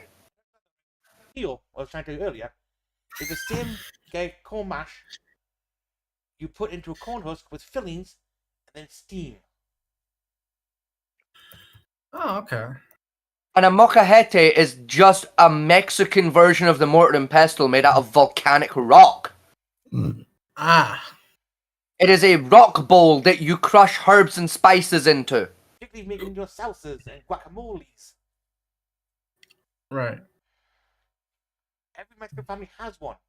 If you don't, your And it's probably older than every living member of said family. You're laughing, but I'm not kidding. Is your holiest relic, even compared to the crust your family's owned for 50,000 years, is more holy than that. A picture of the Virgin Mary is this bowl. If you break that bowl, the whole family disappears. I'm not even joking. The family broke because they broke the bowl.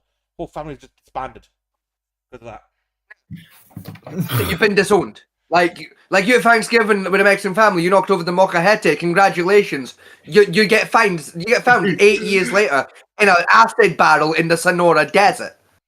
Right, the cartel got you. Right, your abuela gets pulled into fucking questioning at the local fucking police department and fucking fesses up to it like El Camino, like, you know how it be. You know how it be. Like, gringo, he breaking the motorjete. We had no choice. We had take him outside. We hit him overhead with a stick like piñata. We put him in barrel, hydrochloric acid. You know how it be, gringo. And then we take him out to the desert. We bury him with a bunch of chemical, like biohazard barrels that were left there by the government in 1987. You know how it be, gringo. Hey, Halloween. And then and then Abuela goes to fucking jail for fucking murder, and then your cousin Ricky turns up, and cousin Ricky's a fucking asshole, but he's a lawyer, so you put up with him for 20 minutes because you might get Abuela out of this. He says he's gonna get Abuela out of it, and Abuela's fucking bail money set at 40 grand, so you rally the 40 grand together, you give it to cousin Ricky, and then cousin Ricky disappears out into fucking Guatemala to have a fucking 8-week-long cocaine binge. Now cousin Ricky's fucking high, everyone else in the family's poor, and Abuela's going to federal. All because you clumsy fucker, dropped the magic rock ball.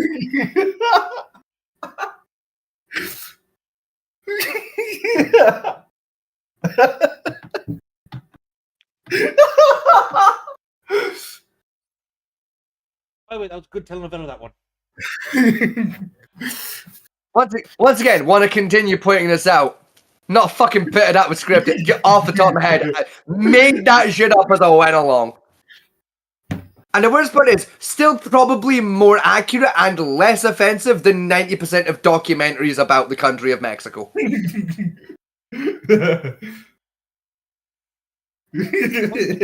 About Mexico that Mexico put out. Yeah. And keep in mind, halfway through, I got turbo racist and did a Mexican accent while being whiter than milk. And I was still probably more accurate and less offensive than most Mexican documentaries end up being. Here's a popular Mexican phrase, and I want you to tell me what it's about. Oh dear no! God. Right? Yeah. Chasing the worm.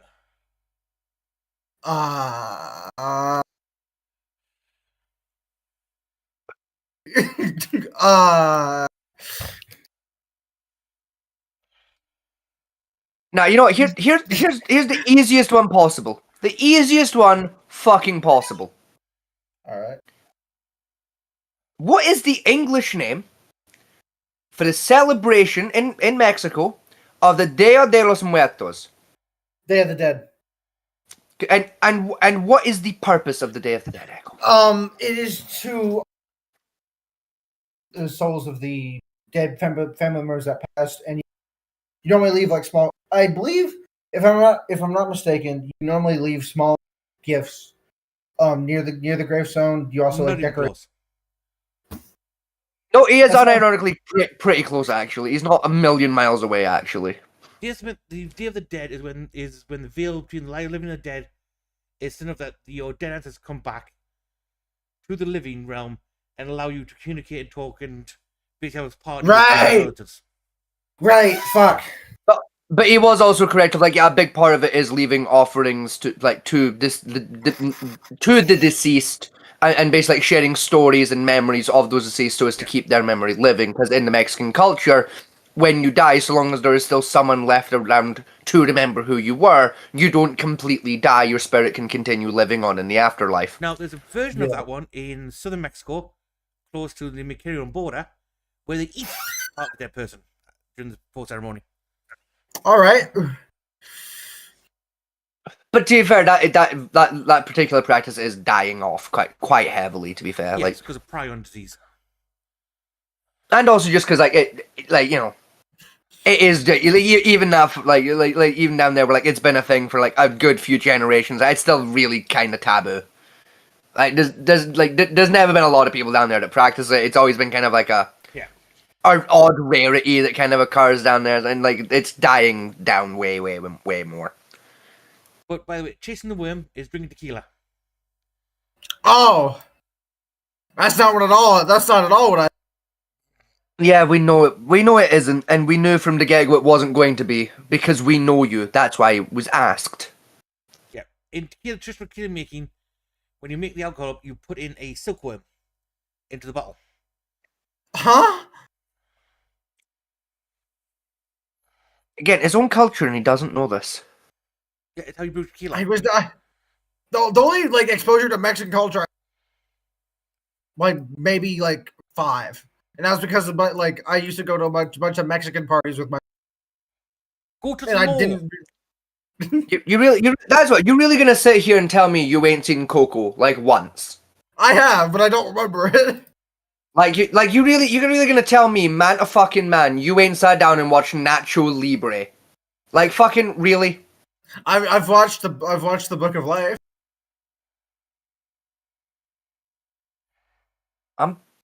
I'm gonna run you over in a fucking Ford F-150 while screaming, "Get some, motherfucker, get some!" with a Confederate flag dangling out the back window. Hold on, what's wrong with the Book of Life? Just the idea that you're Mexican and that's the only bit of Mexican culture you can really say that's been your thing. And to answer your question of what's wrong with it, it is a bastardization of traditional, not even Mexican, but Aztecan culture, re-fucking painted to have a Mexican skin. Like, it's not even the same indigenous group, for fuck's sake. It is literally Aztec folklore with a fucking paint job to look vaguely Mexican with some Mexican names thrown at it. It was still a good movie. I fucking hate you. I liked it. I liked that movie. Fuck you. The Book of Life is the same kind of movie for your culture as fucking Lilo Stitches to the fucking Pacific Islanders. No, because at least Lilo and Stitch actually did Hawaii a bit of fucking justice, though. Yeah. Like, no, fucking the Book of Life is to Mexican culture what fucking Braveheart is to Scottish history. Right? It is a fucking unconsensual, violent ass raping. Actually, speaking of movie, what is your opinion on the movie Brave? Not Braveheart, just Brave. Unironically, I fucking adore the movie Brave because it does the Scottish culture a lot of fucking justice, gets a lot of shit right that is weirdly fucking obscure, and it also brings a little bit, but some attention to a heavily dying Gaelic dialect. Huh. Because you know your man young MacGuffin, like the big bulky one that like speaks like in Gaelic that's hard to understand. I think so. I think I know what you're talking about. Yeah. Yeah. The exact dialect of Scottish Gaelic that he speaks is a really obscure one that is dying a fucking death, and it is the same dialect of Gaelic I grew up speaking. No, there are in Britain, there are in Scotland today approximately 800 people left that can speak that dialect of Gaelic. If I'm correct from the film, isn't that Northern Pick? No, but kind of. It's complicated.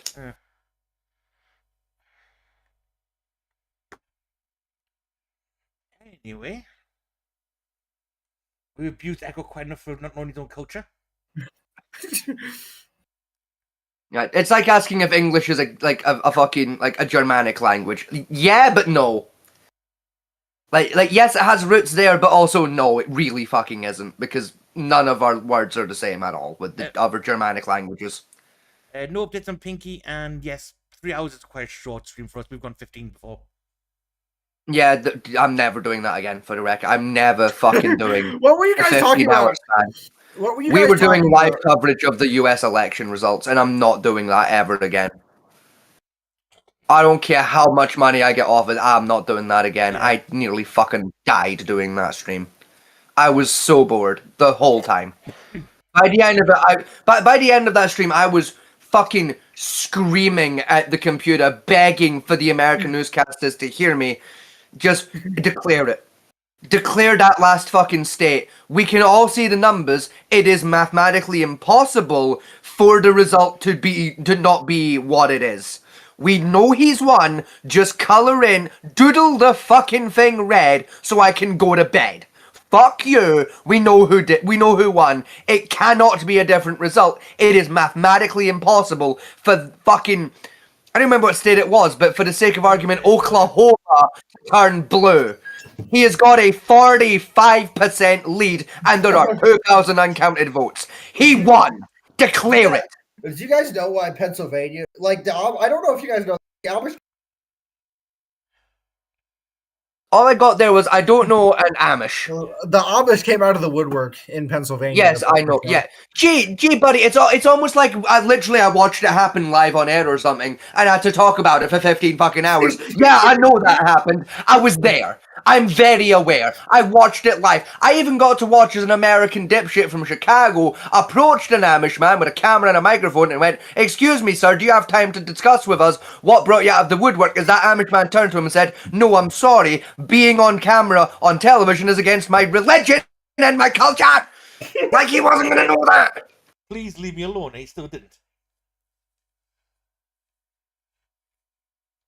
He muted him. I genuinely have gotten so animated during that little fucking spiel. I've actually unplugged my headset by accident and it's refusing to re-plug in. There we go. I fixed it. I think. There we go. Yeah, I fixed it. Like I would. Cause when I get irate, I talk with my hands. And I talked with my hands so violently that I bounced my headphones out of the fucking headphone socket. But the election stream was a kind of because no one was there. I think it was ABC. It was CNN, wasn't it? Oh, for fuck's sake! These fucking headphones. What?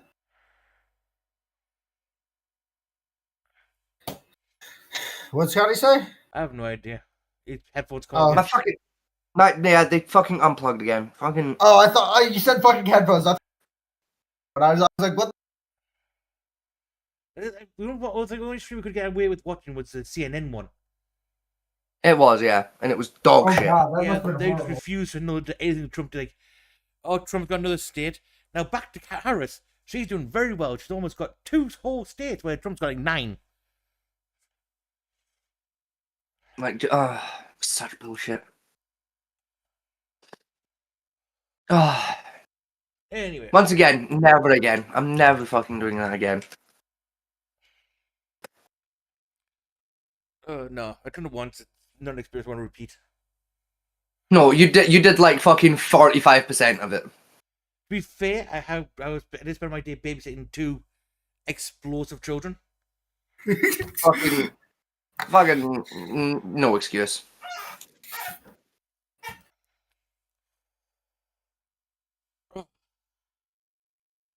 Anyhow, we gotta get up early to get the dog to the vet, I think. Well, I need to phone them first, but yeah. Yeah. And we've gone about 3 hours 45 minutes. So I will call it there. We've had a decent ramble. Oh god, that's a point. I'm just fucking coming with you to the fucking Vex. He's in my fucking name. Yes, he is. What? Fuck's sake. What happened? A, I'm gonna hit you with a chair, and B, all I said was, oh, for fuck's sake, I'm gonna have to come with you to the Vex. The dog's in my name. Oh, right. Why is the dog in your name? I thought it was Fat Man. I have neither the time nor the energy to even care. Like, for reasons beyond your mortal comprehension, that's why. Fair enough.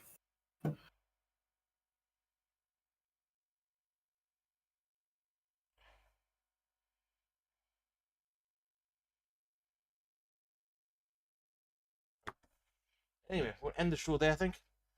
Thank you all for watching, and good night. Good luck. Have a good one, y'all. And we'll Thanks see for you joining all. Free time. Yeah, you know, no, you know, I don't even care. Yeah, fuck it, fine. Yeah, fuck off.